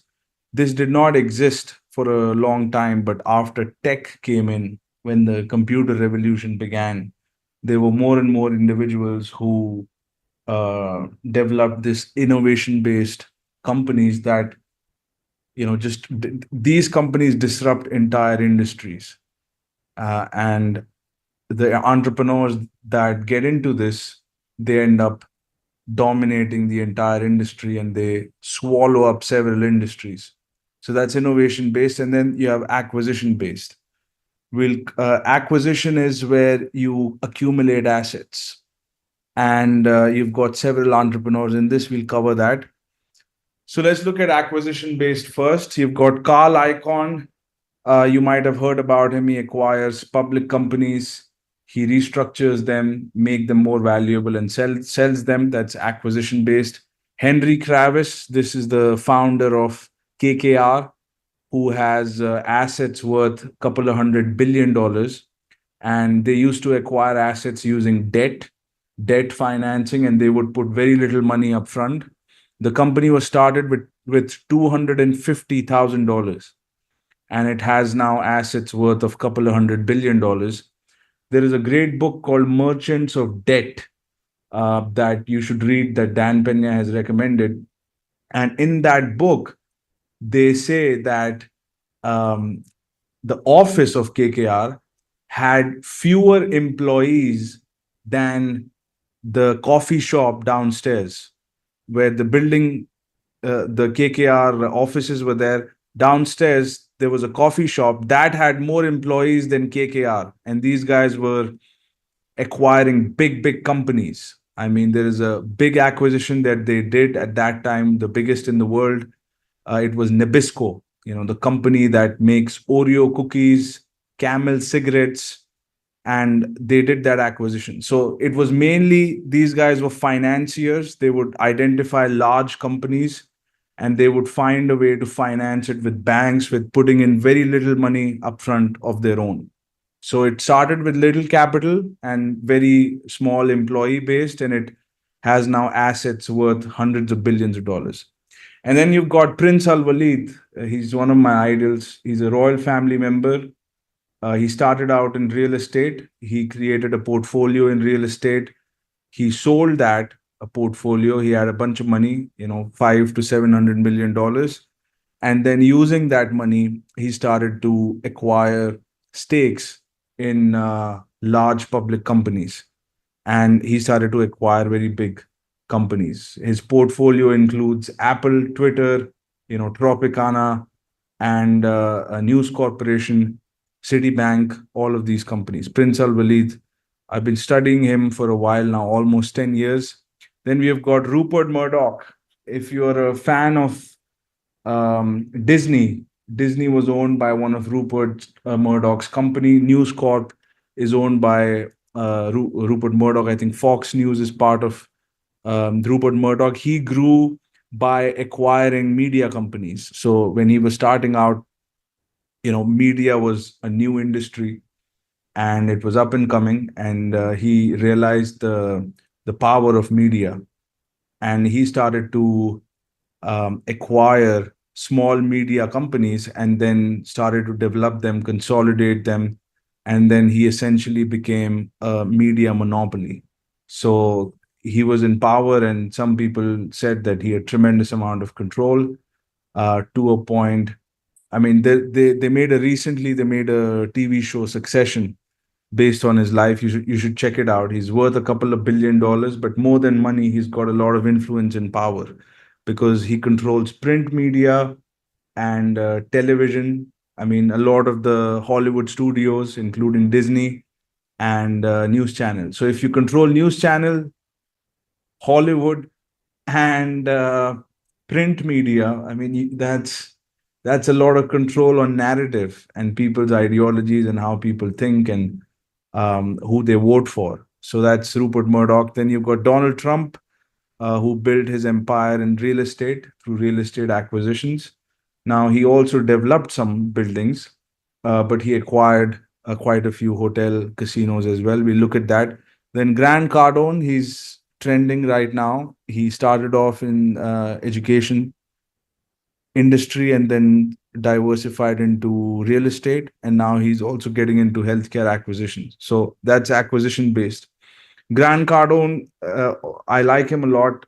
He has a lot of skills, but you can't say that he is an innovation based entrepreneur because he has not yet developed anything as disruptive who could take down industries yet. So, but he has created a massive portfolio of real estate and, you know, found a way to present education in a completely new manner. So, we'll talk about him. Then you got Warren Buffett. For a long time, Warren didn't invest in technology companies because he didn't understand them, and he said that even though they are hot, I don't understand them, and I don't understand the financials because technology is so disruptive that one technology is hot in one point and then another technology comes about and then swallows that company. So things were changing very rapidly in the technology space, and he didn't know which position to take. So he wouldn't buy technology companies, but he would buy a lot of brick and mortar, boring businesses that were stable, that were going to be there for a long time, and he would acquire those. Then you've got Larry Fink, which is obviously the chairman of BlackRock. Trillions of dollars in assets under management. Very influential guy, again, acquisition based. And then you've got Sam Zell, which grew once again through real estate acquisitions. So you might notice something about these individuals. Apart from Donald Trump and Grant Cardone and Warren Buffett, the rest of them aren't very famous. These guys tend to keep themselves a little bit low key. And that tends to be the trait between brick and mortar, acquisition based, rich entrepreneurs. So I've noticed this trend because these guys are not sales and marketing guys, most of them, except for Donald Trump and Grant, obviously, and probably Warren, but the rest aren't personally themselves sales and marketing guys. They're more or less financiers. So they use the leverage of financial instruments to get rich. It's a very different strategy. If you notice, the first couple of archetypes rely heavily on sales and marketing, and if you're starting out, that's the way to go. But the game changes at a big level. It moves into financial instruments. So we'll cover this. Then you've got innovation based. You're all familiar with this. Elon Musk, Mark Zuckerberg, Larry Ellison, Bill Gates, Jack Dorsey, Larry Page, Sergey Brin. I don't have to introduce these guys. Now, funny enough, all of them have gone into acquisitions. All of them have acquired very, very big companies, tech companies. So here is what they did. They started one company, they grew it massively, they took it public, they raised a whole bunch of money, and then they started to acquire other tech companies who were blowing up. So they are not only innovation based, they're also acquisition based. So they're innovation plus acquisition. And that's why they combine the two. And some of these guys are the richest men in the world. So we look into this a little bit. And then you've got two forms of companies. You've got private company and publicly traded company. What's the difference? We look into this too. So here are the financial instruments of the rich. Now, a banker would probably cover the first two, but the banker would not consider celebrities as a financial instrument, but I think they are, and I'll cover the reasons why. So let's look at debt and equity. So debt is basically what you raise from banks. You pay interest, and you can use debt to do all kinds of things. Um, but I'll talk about how the rich use debt.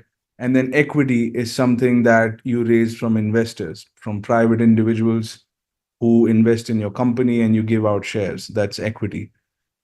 What you see on Shark Tank is equity financing. Um, Celebrities, celebrities control huge network, and they control trends. Whatever, the celebrities have a lot of authority in the public eye, and people tend to copy them because people want to become like them. So they pretty much have a lot of control over trends, and they also have a lot of control on the public, and they have the power to direct their attention and eventually direct capital into any company they align themselves with. So if you have control over celebrities, then you essentially have an effective control over large audiences. And a lot of these companies do that. They Almost all of them use celebrities to leverage traffic to boost sales in their company. So celebrities are an important factor. It's not relevant to every industry. Now, oil and gas, it's unlikely. I mean, Kim Kardashian would suit in a oil and gas commercial, or whether an oil and gas commercial is even that appealing. But there are industries where you can use celebrities. For example, hotel. Donald Trump used a lot of celebrities. I'm going to talk a little bit about his strategy. So celebrities are an important component of this, and I'll talk a little more about this. So here are the levers of the rich. Here is what they leverage. They leverage other people's money. They leverage other people's time, other people's experience, and other people's expertise. So if you remember, we covered the assets that people have. These people don't operate like this. These people don't think, what is the asset do I have? They think, their thought process is, what is an asset that I need and where I can get it from? Because they're not just looking into their own financial statements, they're looking at other people's financial statements also. Because what other people have can also be leveraged. So the first five archetypes leverage their own expertise, leverage their own assets. The super rich know how to leverage what other people have by structuring partnerships and collaborations. And this is the important factor, because once you start looking at not just your income statement and balance sheet, but what you can get from others, what, and that's the time where you accomplish true abundance. You may not have the money right now, but you can get it.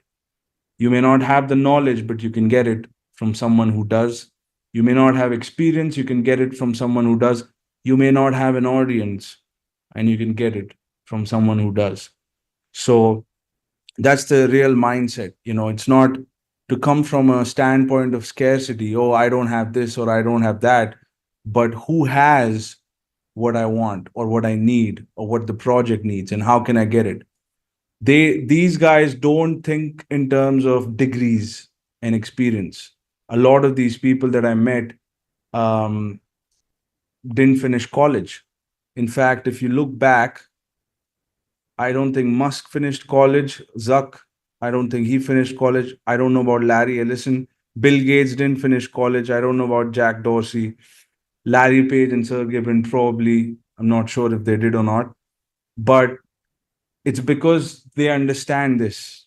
They understand, and most of them didn't have money to begin with. That's another interesting thing. So most of them were in the broke category. So how does somebody from a broke category become super rich? It's through this, through other people's money, other people's time, other people's experience, and other people's expertise. And that's important to understand. How do you leverage this? So let's look at the financial instrument. The first one is debt. There is good debt and there's bad debt. What separates good debt and bad debt? Well, how you use it is what separates it, and who's using it, and what are you buying with it. That's what separates good debt versus bad debt. The rich uses the rich use debt to acquire cash flow producing assets that appreciate with time. The asset itself pays off the debt through the efforts of several employees, customers, and the entrepreneur who created it. So the rich uses debt to basically acquire cash flow producing assets. The asset itself pays for the debt. Hence, the load of debt is on the asset, not on the rich themselves personally. So if you look at a property deal, property has a tenant, it has a cash flow, and let's assume the cash flow covers the debt service and you buy the property. So your income is not going to be used to pay off this debt because the tenant is paying off the debt. And the load is not on you, the load is on the tenant, the load is on the property itself. It's not on you. And something happens, the bank takes over the property. So you don't lose anything. So that's important to understand. That would be considered a good debt because your time wasn't involved in producing that cash flow. You bought something that goes up in value and you bought something that's cash flow producing. The poor use debt, however, to acquire liabilities. For example, a car, which costs money and goes down in value, and then use their time, which is one of the most valuable assets, by the way, to pay off the debt. The burden of debt is on them personally, and their time and sweat is used to pay it off. And this is what I mean. So you've got time and skills, and you use debt to buy liability. So you used a financial instrument that was supposed to be used to acquire cash flow producing asset, but you use debt to buy a liability, and it didn't produce any return. So what you have to do is you still have to pay this debt. So what you do is you work like hell and you give your time and skills to produce cash, and then you use this cash to pay off debt, which was used to acquire liability which had no return. And this is a very destructive structure, as you can see, and a person can feel really drained. And it's okay if you're in this position, there are ways to get out of it, but you need to understand, financial decisions like these can lock you in and create a lot of stress and an energy drain. So please be aware of this. This is what most people do. Hard assets. Let's look at cash flow producing hard assets, companies and real estate. We'll cover these. We have covered extensively the intangibles. I don't have to cover those here. The rich rely heavily on hard assets. Let's look at that. So here is how the rich acquire asset. They use debt to acquire an asset, and these are the employees. You remember the low-level employees, they're working in the asset, and the company produces products and services, it sells it to the market. The market, pays for it, that produces cash flow, and this cash flow is used to pay off debt. So you can see these people's time is on the line to deliver products and services, and these people's money is on the line to produce the cash flow. I mean, so the nature of debt just changed because the burden is not on this guy here. The burden is on this asset. And it's not just one person paying off the debt, it's a series of individuals, the employees plus the customer. So the burden of debt is on many people, and it produces cash flow, and then cash flow is used to pay off the debt. And that's a typical structure of an acquisition, whether it's real estate or a company. This is how it's structured typically. And we'll go into the complexity of this. So you can see this guy created the asset. Remember, this is the small business owner who makes $500,000 to 20 million, anywhere in that range. That's a small business here. And he hires employees, develops products and services, finds a way to reorganize all of this, and learns how to market and understand how to sell the clients, and that produces cash flow. This process can take about 10, 15, 20 years. So the guy has a lot of time because he had to develop himself. He had to learn sales, marketing, finance, accounting, leadership, and finally, have a product to market fit. And then now he's cash flowing, and then he can actually afford to hire people and free up some of his time. And then, of course, he's created this, so he's going to enjoy for a while. And let's say he's been running this for 10 years. It took him first 5 to 10 years, 5 years to create it, another 5 years to grow it, and he has been running it for an additional 10 years. So for 20 years he has been running this business, and it's generating over $500,000 to 20 million every year. So he's successful. Most of the growth has happened over time organically. He may have used a small business loan, but he may or may not have engaged in acquisitions. Most likely, he hasn't engaged in acquisitions.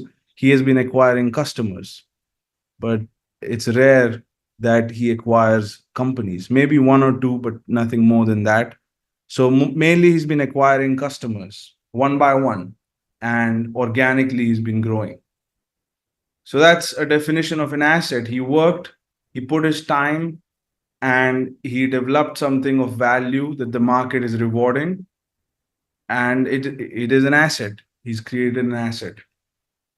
Now, the rich businessman is looking for assets like these. He's not creating assets. Some of them do, but a lot of them, they're looking for assets to buy. They've already created maybe one asset. This rich guy could have been this at some point in his life, and now he's made a bunch of money and he's out looking for assets to buy instead of creating one from scratch. So he finds this business owner and he says, hey, I like your company. I would like to purchase it from you. I'd like to acquire it. They agree on a price. And the owner decides to sell this company because at some point he has to cash in. This guy is getting old. So here is how an acquisition structure using debt looks like. The rich creates a holding company. Then he creates another company, which is called an SPV. SPV is a special purpose vehicle that you create just to acquire another asset. I'll tell you why you do this. And then you have the company that he's acquiring. And then he raises money from the bank, which is a financial instrument. And so the rich doesn't assume debt on himself. The rich creates a holding company. The holding company acquires this SPV, and the SPV gets the loan from the bank to pay off the owner to acquire the asset. The owner receives the cash, transfers the ownership of the asset, and the asset is a cash flow producing asset. So the cash flows of the asset pays off the bank, and the debt is at the SPV level. So it's not at the holding company level. It's not at the person in the personal books of the rich guy. It's in this company right here, and it's concentrated here. Or you could even structure the debt here. It depends how you structure it, but typically it's structured here. So that way he could acquire 10 companies, and all of the 10 assets are in different company. And he has, essentially diversified his risk because each acquisition is in a separate company. If one acquisition doesn't work, he can just declare bankruptcy for this company alone, and this company could have 10 other assets that are going well, and he'd still be rich. by only one company going bankrupt. So a lot of the rich do this. They form multiple companies. I talked about it, that they form this maze. We'll cover that in a second. So let's go back to the financial statement. This is what the financial statement of the rich looks like. Assets. You remember we talked about intangible asset, the experience, talent, skills. They have a network of bankers, lawyers, financial and operational experts, advisors, you know. So the individuals that leverage their um, skills to make money, this entrepreneur, instead of going and building these skills, getting a degree in law, for example, or finance, he just finds people who have those degrees and finds a way to structure a partnership that allows him to use their services. If you look at Donald Trump, he would at least have 25, 30 lawyers working for him, because law is a very complex field. I remember I visited over 40 different law firms and I asked them, do you have healthcare expertise? And they would say, even if we don't, we have 100 plus offices. We could just call up the lawyers who do have the expertise in healthcare and we can deliver. And these lawyers are of many kind. You have an arbitration lawyer, a litigation lawyer, mergers and acquisitions lawyer, general counsel. If you were to go and spend your time to acquire these degrees, it's going to take decades to do it. If you have to understand the whole law, and it's not practical because you may understand one branch of law and you may specialize in that, but even law itself has multiple branches. So you thinking that you would go and do a degree and that'll secure you, it's just not the case, because it's endless and every region has a different law. So there's only so much of your own time you're going to leverage. You have to use other people's time and other people's expertise. So that's what this archetype is expert at doing. He leverages other people's time.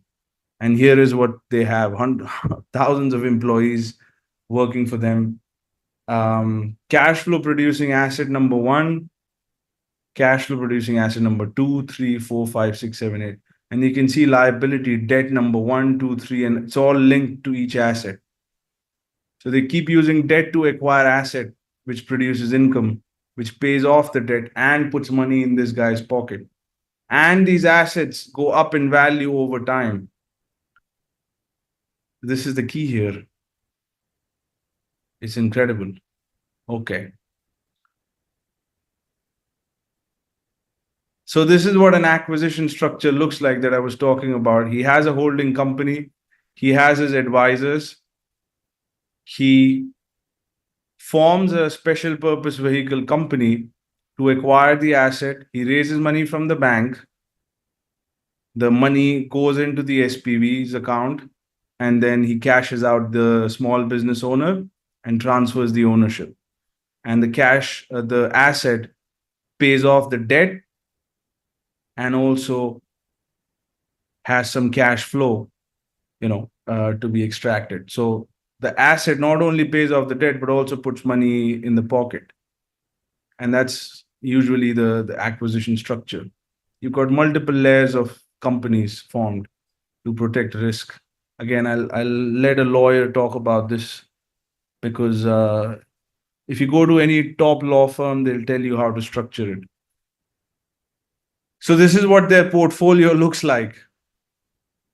You've got the advisors, you've got the holding company, you've got him sitting on the clouds, among the clouds, and then you have company number one acquires asset number one, company number two, asset number two, company number three, asset number three, and so on.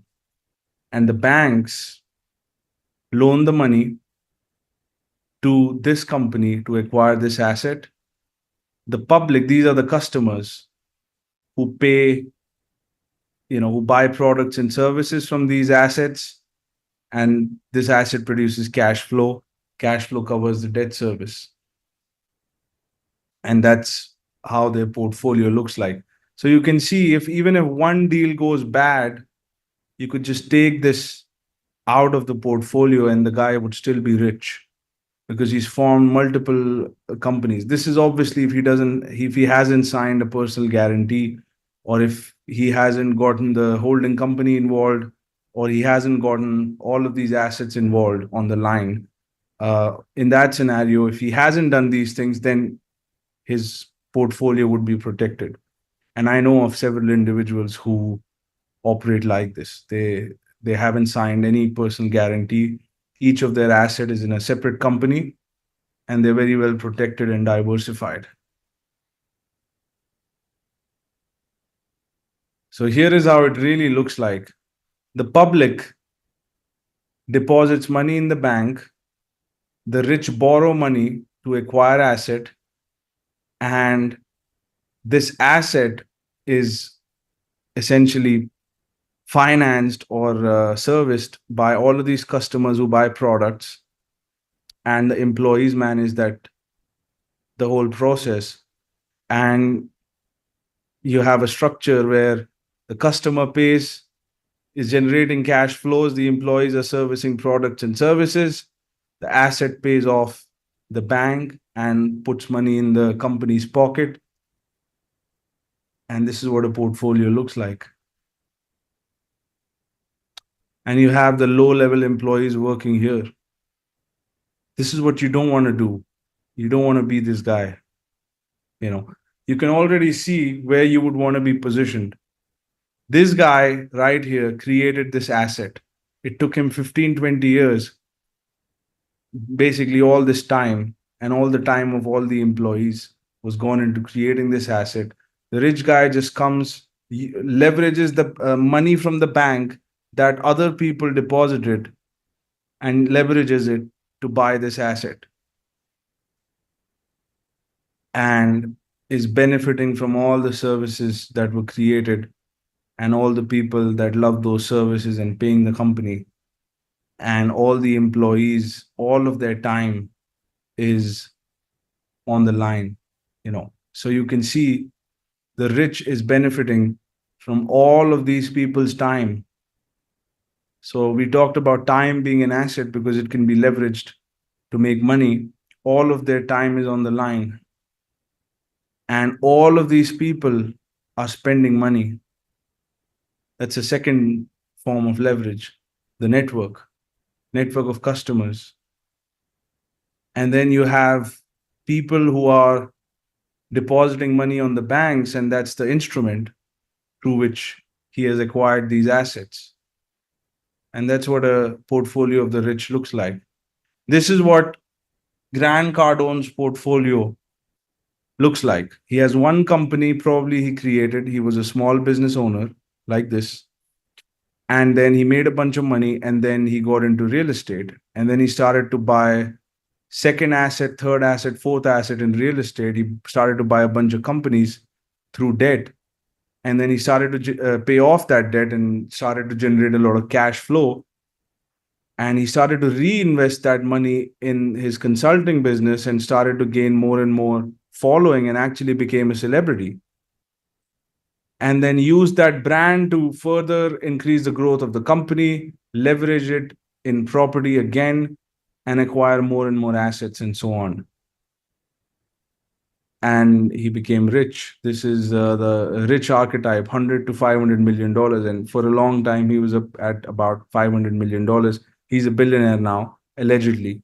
I don't know exactly what his net worth is, but he's got a lot of money. He's got a lot of toys. You can see it, the money being made. So this is what a portfolio of the rich guy looks like. Multiple assets, a lot of employees, leveraging time, leveraging money, and leveraging expertise from advisors right here. Okay, let's cover the super rich, the guy who's making billions, tens of billions, hundreds of billions. What changes at this level? I would say the capital structure changes, how they raise money changes, and also the size of the asset changes, because they have a lot of funding available to fund their acquisitions. They can do much bigger acquisitions at this phase. So instead of acquiring $10, $20 million company, they're acquiring companies worth hundreds of millions of dollars, and some of the cases, billions of dollars worth of acquisitions. So here is what their assets look like. Network of bankers, lawyers, financial and operational expert, advisors, network of celebrities. A lot of these individuals are indirectly linked with celebrities because they control networks. And these guys, they shape public opinion. Thousands of employees, cash flow producing big asset, number one, two, three, four, and all the way up to eight. They use debt to acquire assets. These are big, big assets. Classic example would be Mark Zuckerberg. He acquired WhatsApp. He acquired Instagram. Elon Musk acquired Twitter. So again, tech acquisitions, huge, in tens of billions of dollars. All of that happened through financial instruments. And we'll talk about that in a second. This is how their portfolio looks like. You have the super elite here. A lot of their companies are publicly listed. These guys are, love IPOs. And when they list their company public, here are the stock market investors, who think they can beat the market. And they take their company public. The stock market investors, they purchase shares. They have a lot of capital injected in this company, huge amount of capital. Using that capital and using debt instrument, this is also public's money. So this is public's money, the debt instrument, and this is public's money from the stock exchange market. These guys are sucking money in and using that to buy big assets. Big asset number one, two, three, four, five, six. And they're doing acquisitions, and their balance sheet is growing, their income statement is growing, and they're controlling large markets. And this is their customer base. This is their customer base. And they have advisors who help them do that. So they have a whole range of advisors, which is a series of degrees. They have a whole bunch of employees here. All of this is time. All of this is expertise. This is time and expertise. All of this is money, capital, debt, equity instrument. This is debt instrument.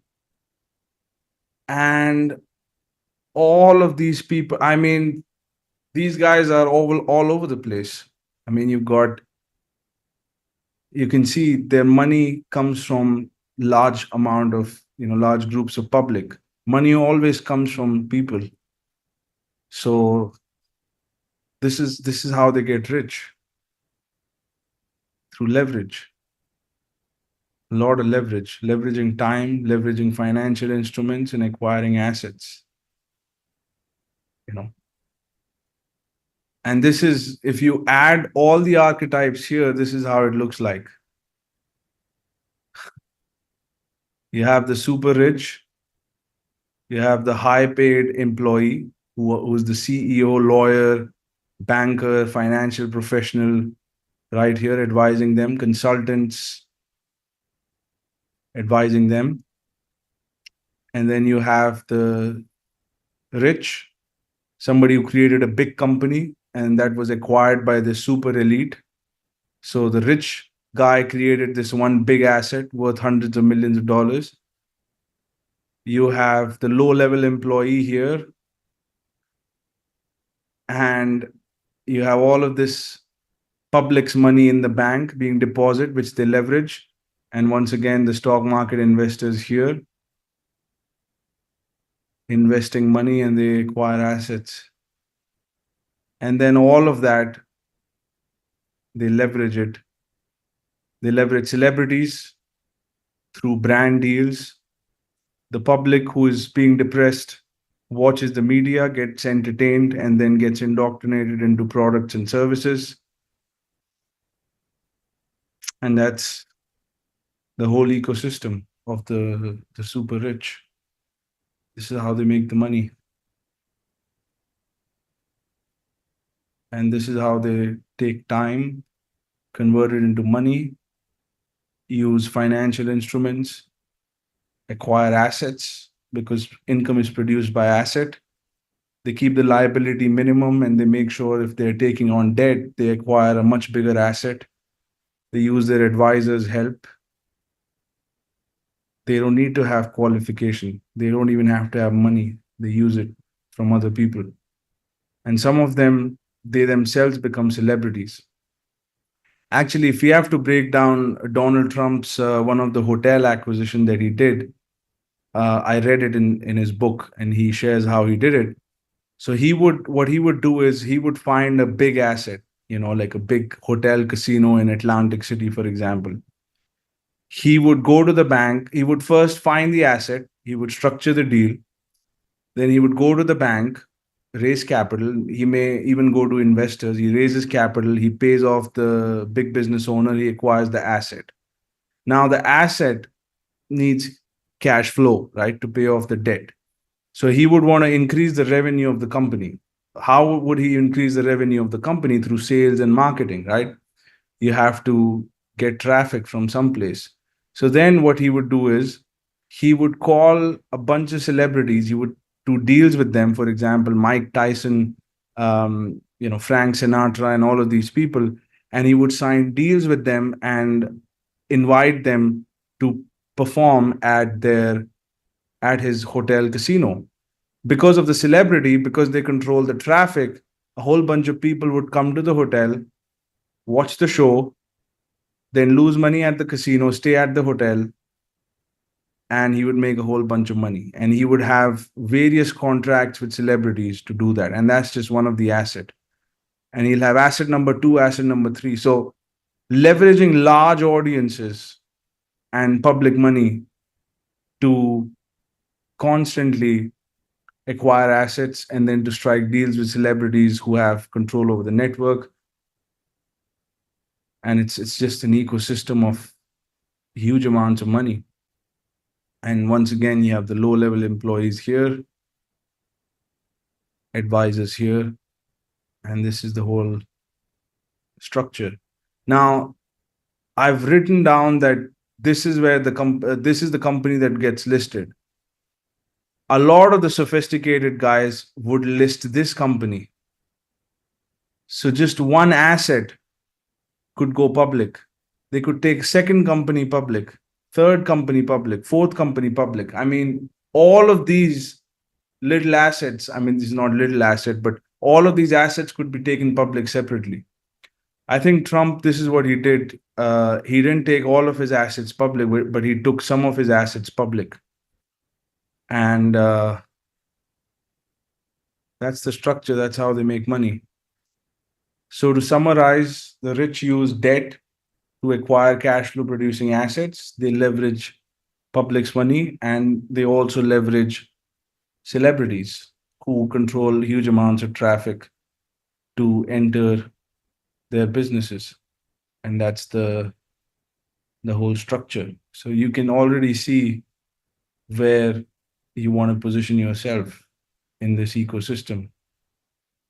And in the next video, I'm going to be talking to you about how do you actually transition from here to here, or here, and how to do it exactly. But before we did that, before we develop a strategy, we have to understand what's going on, in the world, and where are we positioned, and what are the limiting beliefs, what are the ideologies, and what are the strategies. There'll be a different strategy for each position. And we'll cover that in the next video. And that's all for today.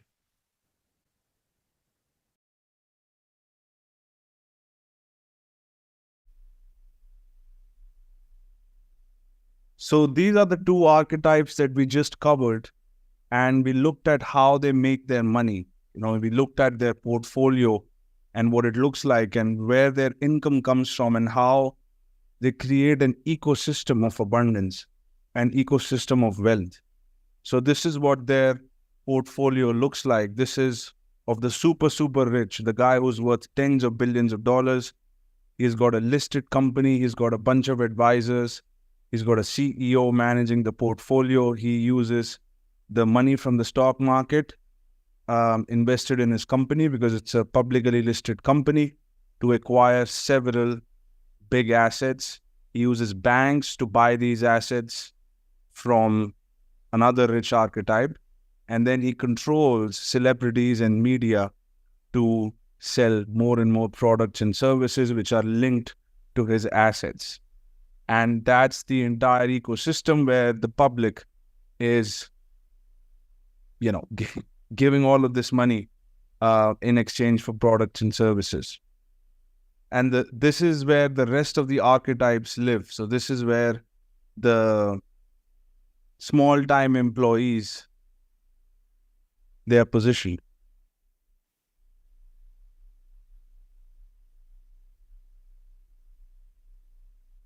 So let's get into the transition strategies. How do you go from this position to this and finally this? So what is involved in these positions, and why do these positions exist? Why is there such a status hierarchy? Why is there such a pay gap? All human beings are supposed to be equal, and all human beings ideally should be making the same amount of money, but there is a stark difference between their influence and status in society. And why do some people make more money, and why do others just barely, struggle to survive? And what separates them? We covered this. It's their asset, is their balance sheet. And it's not what the accountants and lawyers say what's in the balance sheet, but it really how they produce the income. Something we talked about could be an asset, but may not be considered technically from an accounting standpoint an asset class, but it's still an asset because it produces an income. It could be tangible, it could be intangible. Your skills and experience could be intangible assets that you may have. And we looked at liabilities. We looked at, ignorance as a liability. I mean, an accountant would not book ignorance as a liability in the liability column. The accountant may use debt in a liability column, but we talk about ignorance, So if you look at a laborer, what's the difference between somebody who works at a construction site or somebody living on the streets versus yourself? What's the difference? Well, the person living on the street has a lot more ignorance that you may have, or you have a lot more education than that person has. You have been to a formal school, you've been to a college, and that's exactly what separates. So it's not really, they're not a different species. So you're the same species, but one is more ignorant than the other. And if you observe this entire status hierarchy, you would find one thing, and that's ignorance at the heart of the matter. Ignorance is at the heart of the matter that separates one from the other, and also their ideology. So let's cover that. Let's look at how to transition out of these. Now, there is a fundamental difference in their position. I talk a lot about position. What do I mean by that? Technically, legally speaking, you could be an employee or a self-employed person, or you could be an entrepreneur. What I refer to as a shareholder. You always want to be a shareholder. You never just want to be an employee. You want shares in the company. You want ownership in the company that you get involved with. And typically this happens either if you're a very senior executive, somebody like Sundar Pichai, who is the CEO of Google. Well, he's not just an employee, he's also a shareholder of the company. I'm sure he has some stock options that are worth billions of dollars. He's a billionaire actually, and his net worth doesn't come from his salary, it comes from his ownership. So you may say, well, Prithvi, I know employees who are billionaires, Chamath Palihaptia, the former COO of Facebook, also is a billionaire. He was an employee, he was a chief operating officer. So why are you saying that I shouldn't be employee. Well, these guys are not just employees. They get stock options. The moment they get stock, they become shareholders. So the people here on the right are at the shareholder level, and people here are not. They just have a salary compensation. They receive an income and that's it. But here, people have an asset value. They have ownership in the companies, and those shares have a lot of worth.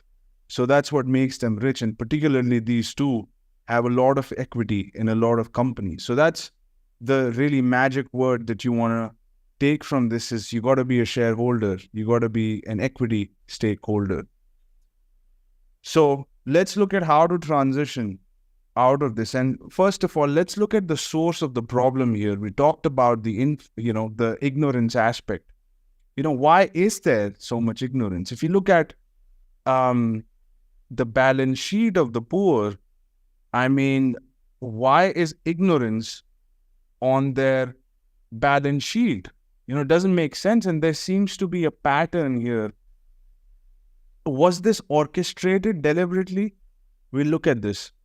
But why do they have the broke guy? One of his biggest liabilities is ignorance, and bad ideology. If you talk to somebody broke, they'll say two things.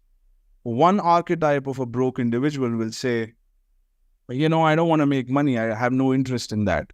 I don't need to, and I don't want to. I just get by fine. And that's a bad ideology. Maybe they have some underlying beliefs that making money is bad or it's wrong. Or a lot of the times I've heard this from women that they don't have any interest in making money. They just want to get married. And they were told maybe that a woman shouldn't make money.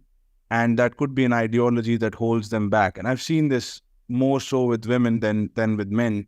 With men, you make the money. Nobody's going to pay your bills. So you have to have that. But then the second archetype, the guy maybe who doesn't have any money, they'll say something like, man, I don't know how to do it. I don't know where to start. I don't know anything, and that falls under ignorance, right? But they do have a brain, they have time, they have basic skills. They also may have a network, and typically they also have technology and a phone. But because of ignorance, is such a big liability that none of this works because they actually don't know that they have this power inside of them.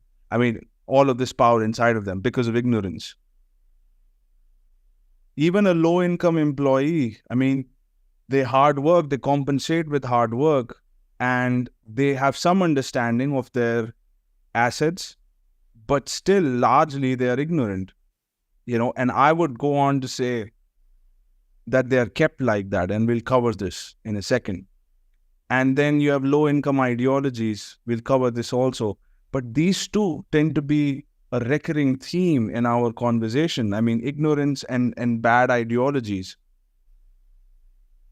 Even this guy, he makes decent amount of money, but he kind of wonders, man, what is a guy who's making, $100 million doing, or $200 million, or $500 million? What do they understand that I don't? I seem to advise them on my specialized subject, but, you could be a sales and marketing guy and you understand that, but you kind of wonder, what are the $500 billion guys doing? You may understand what $1 million to $20 million guy does, but the big guys, what do they do, right? So there is this aspect of being in the dark, being in this zone of ignorance, and also having a risk-averse ideology, because there's a lot of comfort, and there's a lot of respect associated to these positions. So you don't want to lose it, you don't want to lose it because you don't know what to do, right? So actually, both of these are connected, because ignorance is what creates fear, because they don't know about this dark world of the billions. They don't quite understand it fully. And we have this guy, $500 to $20 million. He understood how to scale a company. It took him a long time. Typically it takes a long time to get to this place. So they have really cracked sales, marketing, negotiation, closing, public speaking. They've been on it for a long time. Industry expertise. These people may be considered as an authority figure, basics of accounting, leadership. And they have multiple products and services, couple of companies, big network. And I met a lot of these guys, and these guys happy, comfortable, enjoying life, but they sometimes wonder, what does the guy at the top does? I'm being exhausted completely. What's the game here? I don't seem to understand, So there is also this aspect of ignorance. And then you've got the celebrity, you've got ignorance, unhealthy ideologies, fame a lot of the times can be unhealthy. Distractions, bad habits, and unstable personal life. Fame is extreme power. And if you have a lot of power and on top of it you have ignorance, you get into a lot of trouble. So we'll look into this. So to understand this liability, ignorance, you have to understand the influence the rich have on the society. The rich control the flow of information. Ladies and gentlemen, the rich control media. They control the flow of money. They shape public opinion. They control education system. They have all sorts of control over all forms of narratives, messages that are sent out through influential individuals. They have control over laws and rules. They fund elections. They essentially indirectly control public opinion, and hence they control votes, and they control politicians through funding their elections, and they influence policies, and they bend the rules. They bend the rules. They influence them. And they also control fundamental commodities. We'll talk about this a little bit later. This is beyond the scope of this conversation, but we'll cover the rest. So let's look at this. Media shapes consumer behavior, shapes mental framework. A lot of the information that we have in our brain comes from media, and media is controlled. Media is controlled. TV, television, radio, news, even books, print media, newspaper. All of this industry was consolidated. It was not owned by multiple people. Various news channels were owned by one person. If you look at a country, most of the news channels would be owned by one or two companies. And the government controls the media, and who controls the government? So it's, it forms ideologies around various subjects. A lot of our paradigms come from movies, TV shows. That's what we were exposed to. And media, as I said, could be in print format as well. So books and, anything in print really comes under media. So media was heavily controlled. Now, media just got disrupted with the social media, because now we can share our public opinion, and that's why you see a lot of the people getting rich, because information is spreading, and a lot of these controls are breaking up. Actually, a lot of the Me Too movement started because media got disrupted. Hollywood was controlled by only a few elites, and those were the ones, a lot of them came out in these big scandals. The reason that happened is because of social media. Thanks to social media, people who were victims, they could come out and they could share what was going on, and they had a voice. Until the social media didn't come, you don't really have a voice. Where are you going to go and share your story if everything is controlled and you are part of the circle? These elites are part of the circle. How can you speak against them? You need a channel. You need a channel to speak against them. So if all of the media is controlled, then you can't speak against them. But today, thankfully, this has gotten disrupted. But for a long time, and that's why information is spreading. That's why the information I'm sharing is spreading, is because media has gotten disrupted. And there is an opportunity in this segment, but you need to understand, you can't just look at what's happening right now. You have to look at what has been going on for decades. For decades, media was controlled. Print was controlled. The kings used to influence the books that were written. Even today, you can't just write a book about anything. A lot of the regulatory authorities will check, what is being published to the public. You can't, for example, write a book about how to create weapons and all of that. You just can't do it. It's going to be illegal. So it's highly regulated by the government, and it's also controlled. So flow of information is critical. Next, education system. The government regulates the education system. If you want to start a school or a college, you have to get regulated by the local authorities, and they have to approve the curriculum. In fact, they have to teach a set curriculum, and it has been tightly influenced. Now, school is designed to create employees. It's not designed to create entrepreneurs, and that's one of the reasons why you don't learn anything about business in school. You don't learn anything about marketing, anything about finance, anything about money. You learn about developing a specialized skill that you would be known for, and then you trade that skill with a company. That's what the school and most of the colleges train you for. You're not trained in raising capital. You're not trained in acquiring assets. You're not trained, for the most part, in leadership.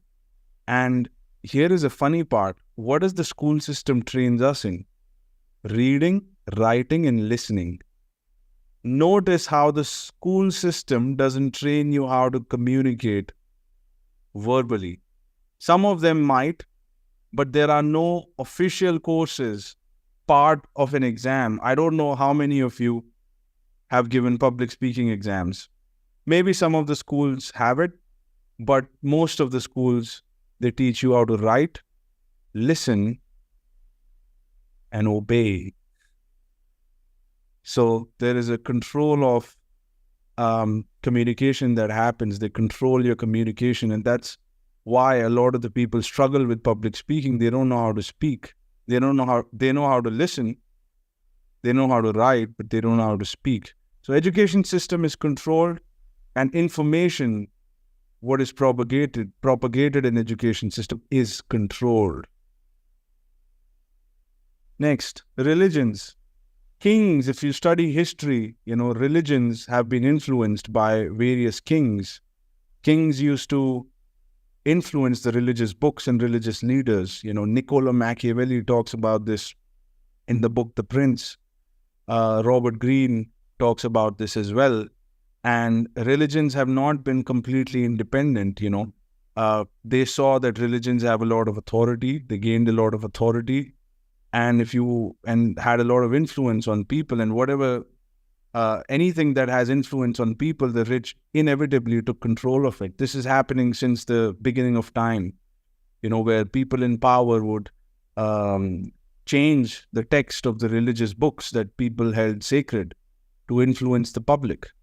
So over the years, and I'm a student of history, over the years, this is a pattern that books that were thousands of years old were either destroyed or manipulated, changed. Content was changed.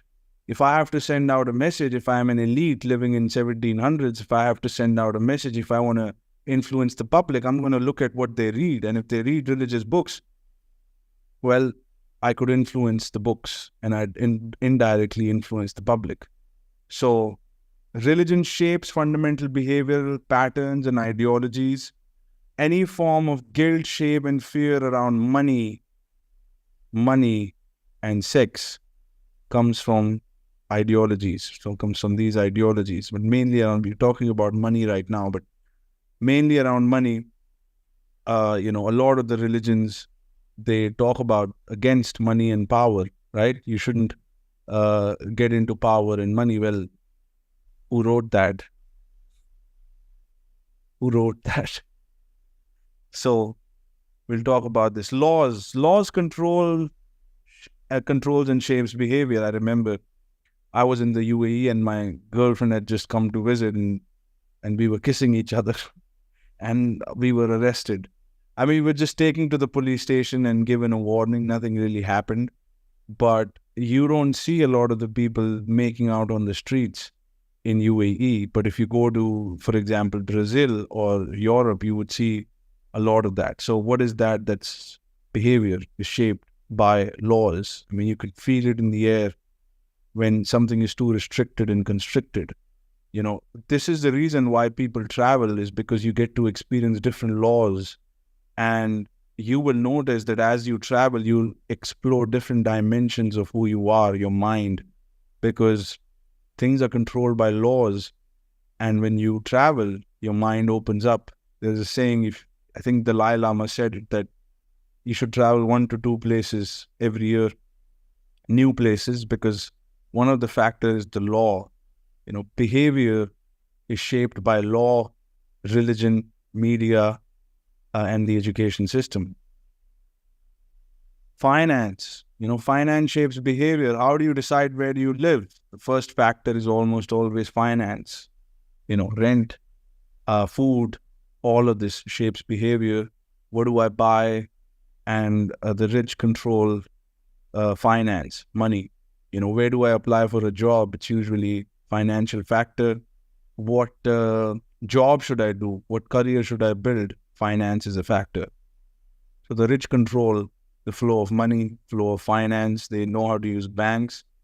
They know how to use financial instruments, which, by the way, general public is not trained in how to use those financial instruments. The rich understand. Have you ever wondered why the subject of finance is so complicated? If you start to, listen to it, the words are very technical. Why is that? Why is there so much confusion around money? Why? I remember one of my clients recently was reading a person's background, and he told me that I feel confused. I don't understand. And I wrote down a reply, and I said, it's by design. It's by design that you don't understand the background of the person. That's the way he has written it, so that you don't understand it, and you give the person the benefit of doubt. So there are no coincidences here, and there are no accidents. If you don't understand the subject of finance, there is a reason for it. And if you feel guilty and shame around the subject of finance, there is a reason for it. If you don't want to make the money, there is a reason for it. If you don't think you deserve the money, there is a reason for it. Those are ideologies planted in your brain to not want it, to not understand it, to not value it, so that you're out of the way and you can be controlled, and the rich are benefiting off of your ignorance. I mean, think about this. You are somebody super famous and you're super talented, but your talent actually is pretty easy to obtain, and you're making the most amount of money. And if you share about that talent you are going to create and how to get that talent, you're going to create a lot of competition, and your position is going to go away. Would you share that talent? You wouldn't. And it's the nature of power. When you get in power and you understand the secrets, you get into a strange dilemma, and you want to make sure that you don't share your secrets. Even right now, your colleagues that you may work with at work, and maybe you have a special skill. Do you share your skill? You don't. That's your unique gift.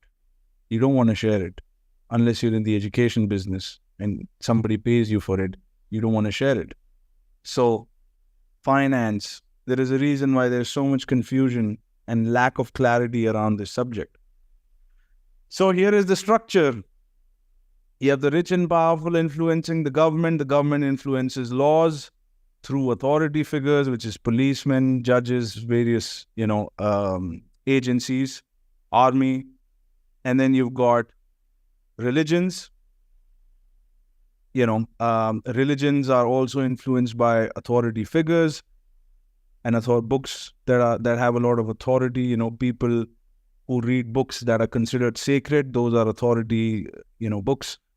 Then you have the education system, which also has authority. School teachers are, authority figures. And then you have media. Authority figures are celebrities, writers, authors, and various individuals.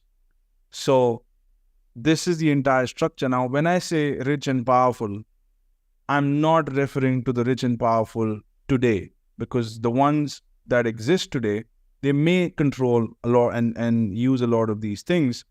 But the system wasn't designed last week or last month or last year. The system is, hundreds of years old, and it has been infiltrated and it has been designed, and the design is already created.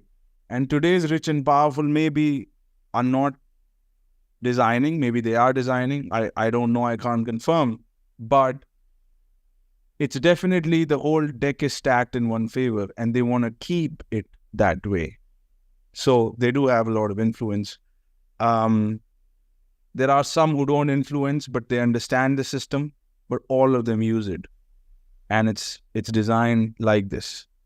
So you got media, we used to be controlled, TV shows, news, education system, and all of these individuals get programmed from all of these agencies. Now, I want you to think about something. I want you to go back in childhood, just a little test. Go back in childhood. What was your schedule like? If you think about it, you woke up in the morning. Who did you see first? Your parents, who are again programmed by all of this. Then you went to school. Oops. You went to school. You read books which were designed. It had a design, it had a course, it had a curriculum. When you came back home, what did you do? Open the TV, television, media. Maybe you played video games. All your sports car comes from some video game, right? All of that's programming. You saw movies, or maybe you sat on computer, all of that. Then what did you do on Sunday, maybe, or Tuesday in some of the cases in other countries? But there's always a religious day, right? There's festivals, there's religious days. This is what you did. And all of this is obviously regulated by the government. So from morning to night, at some point or at all points, you were in contact with these agencies. So if the rich wants to infiltrate your brain, they have to communicate through these, because you spend a lot of time around these. And you give a lot of authority to these things, right? So this is how the programming happens. And if you don't know something, it's by design. It's by design. There is a reason you don't know it. So all of this shapes ideologies through narratives and manufactures ignorance and keeps you where you are in the status hierarchy. Let me go back to that slide.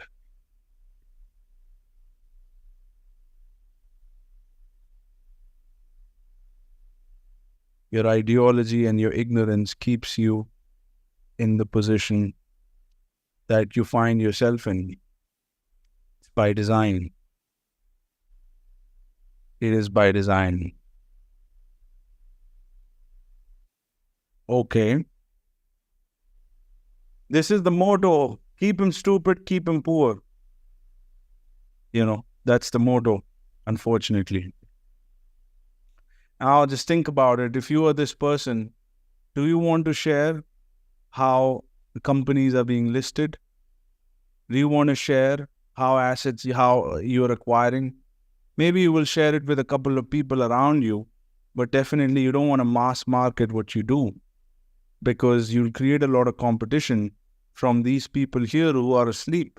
And who's going to work in all of these companies and power all of these and deposit all of this money and invest in the stock market? Who's going to do this? Your entire ecosystem is going to get disrupted if you open your mouth about what you do. And you're going to create competition. So the rich, maybe they share it with their family. And that's why, that's how a lot of the people learn about business. It's not because it's taught in school, because some of their family members figured something out, a golden nugget, and then they pass it on. but it's rarely taught in schools and colleges. Now, thankfully to social media, information is coming out, but not all types of information, not this type of information. How many people do you know who talk about this? There are very few, very, very few. Most people don't know it. So the fundamental liability is ignorance. Ignorance keeps you poor. And it's not that you just that you just don't know. You don't even know that you don't know. And you don't even know what it is that you know. And you don't even know what you're missing out. So it's a deep, deep, deep state of ignorance. And it manifests in form of unexplained confusion.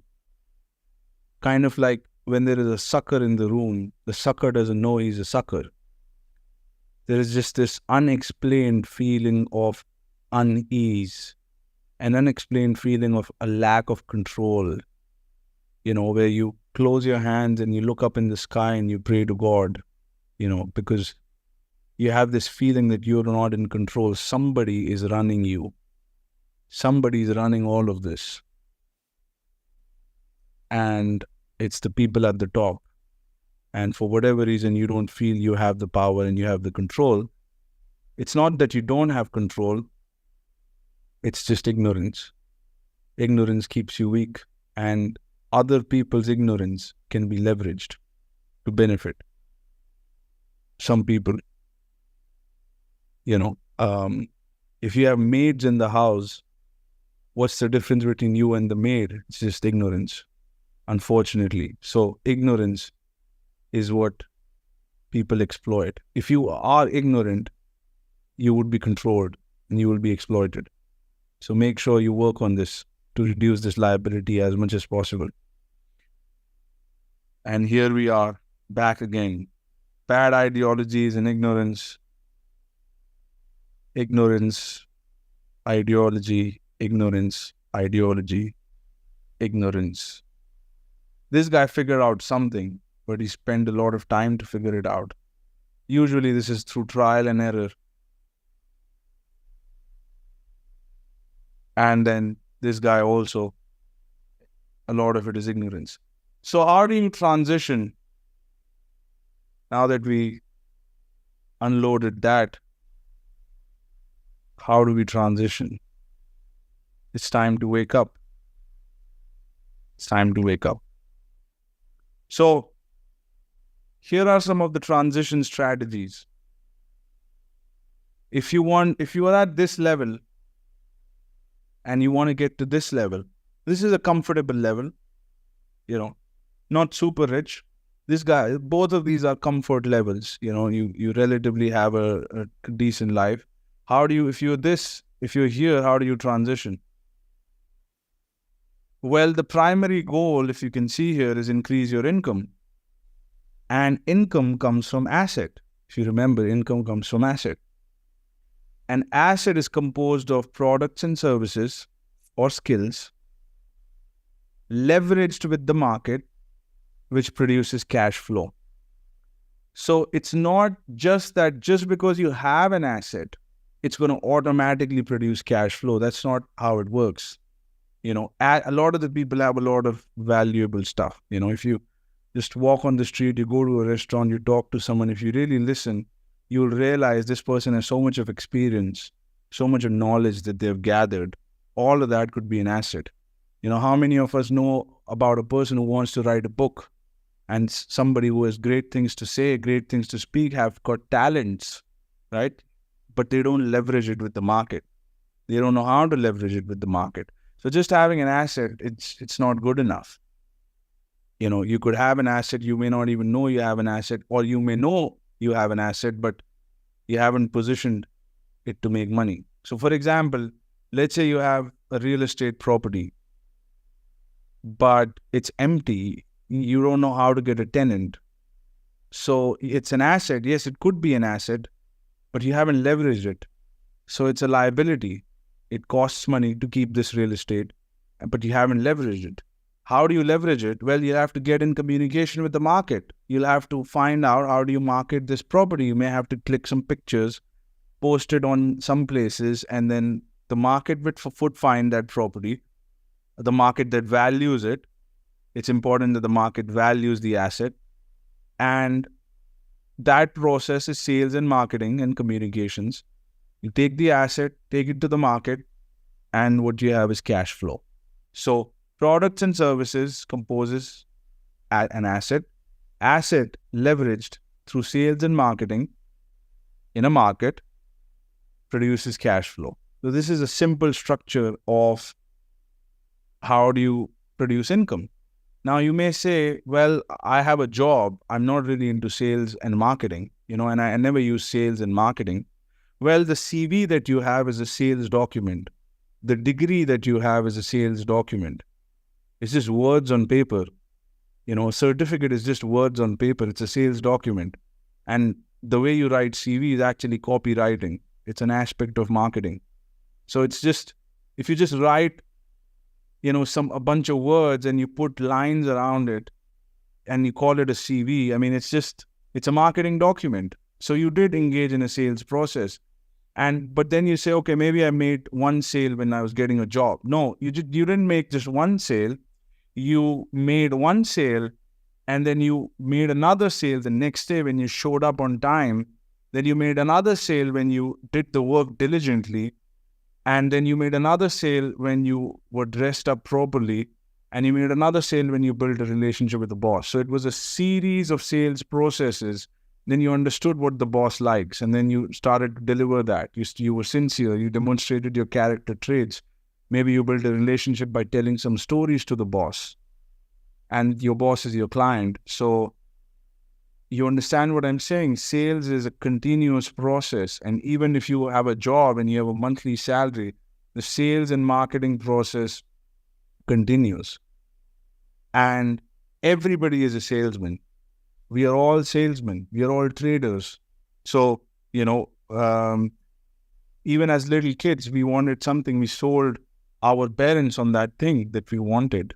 And then we manipulated them at some point. We understood what their weak points are. And then ultimately, we managed to influence them. And all of that is in sales and marketing. So sales and marketing is how you make money. You have an asset. You use sales and marketing to go to the market, you get cash flow. Okay. So remember this guy who has a lot of income? Well, if you look at his skills, sales, marketing, negotiations and closing, public speaking, industry expertise, basics of accounting, leadership. Now, all of the sales, marketing, negotiation, closing, public speaking, you could put in one segment, marketing. Okay. So you could produce a decent amount of money just with marketing and sales and some products and some industry expertise. If you don't have industry expertise, you can get it. Don't worry about that.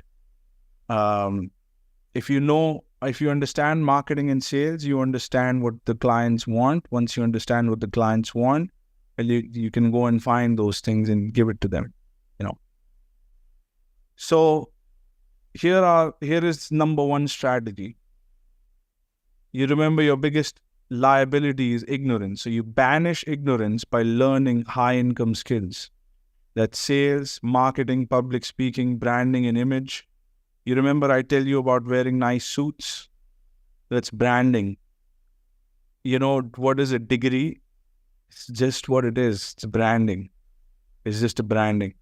Copywriting, leadership, accounting. Now, degree, when I say it's branding, obviously, if you're a doctor, it's a pretty solid brand. It's also regulated. You can't perform a surgery unless you regulate it. So I don't mean all degrees are like that, but most of them are branding. Even a doctor, although it's important to get a degree, in fact, it's fundamental, but a lot of them put doctor in front of their name and that adds to their credibility. So it does act as a branding agent, as a branding strategy, and then they can charge a lot of money for it. So all of that's branding.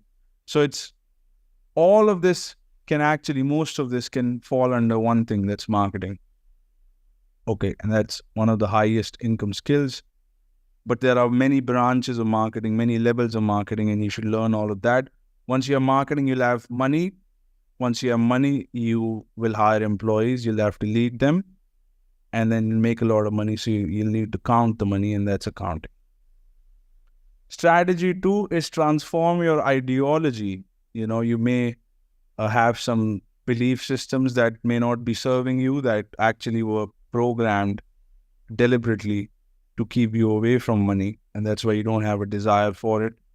Some of that may already be changing as you watch the channel, but here are some of the books that I've found transform my ideology. One of them is Art of War, The Prince by Niccolo Machiavelli, where he explains how the people in power maintain power by manipulating the public and shaping public opinion. That's The Prince. It's about individuals in power. 48 Laws of Power. This is a popular book. If you haven't read it, you could read it. You'll understand the games, a lot of the power games that people play on you. Atlas Shrugged. This is a great book about capitalism, and the influence of politics in capitalism, and also why capitalism is considered an evil structure, and it's not really evil. So Atlas Shrugged, a lot of the billionaires were influenced by Ayn Rand, by the way, including Elon Musk, Larry Ellison, and Donald Trump. Several billionaires were influenced. The Google guys were influenced by Fountainhead. Larry Page and Sergey Brin were influenced by Fountainhead in the early days of creating Google. A lot of entrepreneurs get influenced by Ayn Rand. So check out these books if you want to transform your ideology. So this is how you transition from this state to this state: sales, marketing, public speaking, branding and image, copywriting and leadership, and accounting. If you have this, you'll get here. Now, this is a rare archetype. Okay. And we'll talk about how to transition from here to the big business owner. But I want to cover a rare archetype. So you've got the celebrity and a business owner. If you combine these two, a lot of them become big business owners. So you have somebody like maybe Kim Kardashian or Kylie Jenner. She has a business. She leverages a bunch of products. She converts her celebrity status into a business, and then they become a big business owner essentially.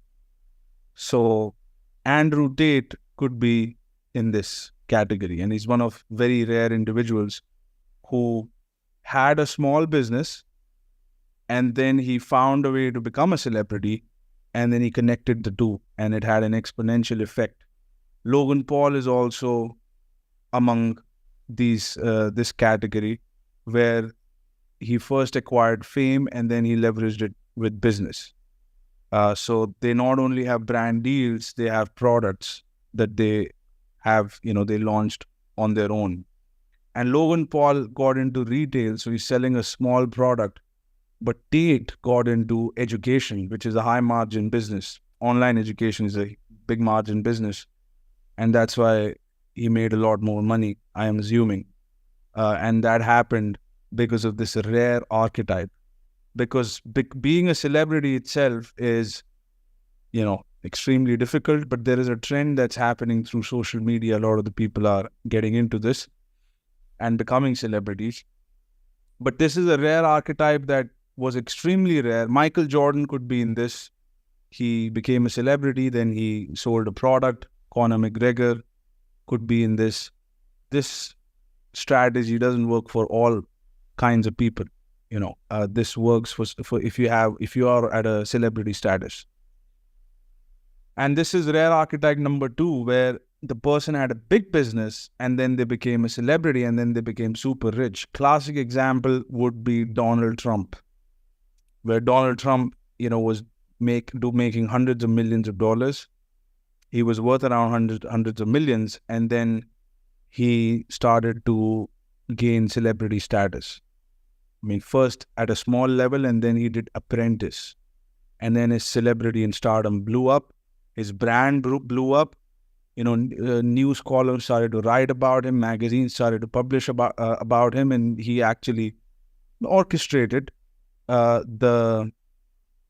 his celebrity status, and then he leveraged it with business.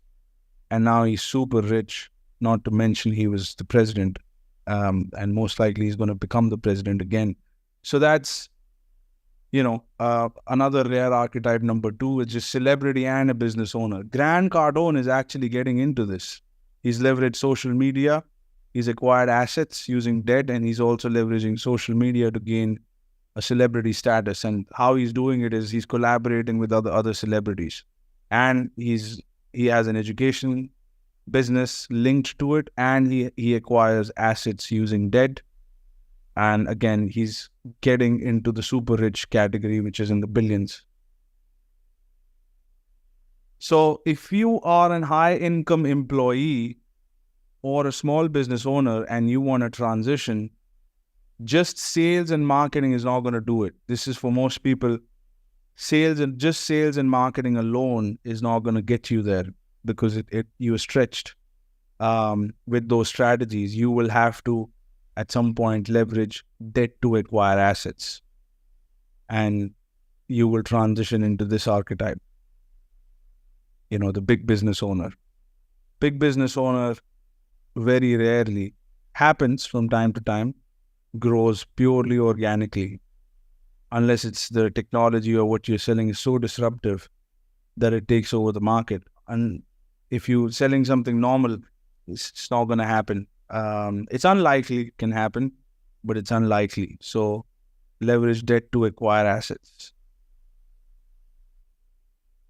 so that your portfolio looks like this.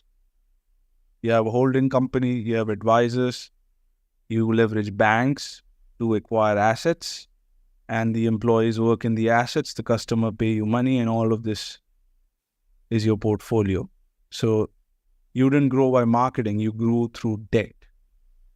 Debt used to acquire asset number 1, asset number 2, 3, 4, and so on. Now, how do you transition from a big business owner to super rich? Well, there is a key component here. Debt alone is not going to be enough. You will need equity to buy bigger assets. So it's the same play, very similar play, but you will have to acquire much bigger assets. Classic example would be Zuckerberg. He acquired WhatsApp. He acquired Instagram. These are big acquisitions. These acquisitions cannot be just financed with debt. A lot of them need equity. Equity is capital that you raise from investors. Debt is capital you raise from banks. Grant Cardone also started his Cardone Capital, and that was mainly to use equity capital. A lot of the companies, a lot of the business owners who are in this range take their companies public, and they raise money from the public, large funds, and then they leverage those funds and the funds from the bank to buy bigger and bigger assets. And typically this is the time where they become monopolies. So this is what it looks like. They have a listed company that they own majority stake in. They have a bunch of advisors, and they have stock market investors supplying them money. And these are the people who think they can beat the market. So they supply them with money, and they use this money to acquire much bigger assets. And they also use the debt instrument to acquire much bigger assets. So they combine the two, and they buy two big deals, and they keep getting richer and richer, and they maintain their power, controlling the flow of finance. So if you are somebody who is at this stage and who wants to transition, who wants to start leveraging debt to acquire assets, and you want your portfolio to look something like this, reach out to me, message me, and I'll train you how to secure your advisors, how to talk to banks, and how to find assets that you can buy. If you're somebody who's serious, reach out to me, reach out to any one of my social media, and we'll set up a call. First call is going to be free of cost. And from there, on that call, we will discover at what level you are on, how you can transition out of it, and what could be the strategy and how we could potentially work together. So if you're somebody who is serious, reach out to me, email me, or reach out to me on any of my social media, and I will talk to you soon.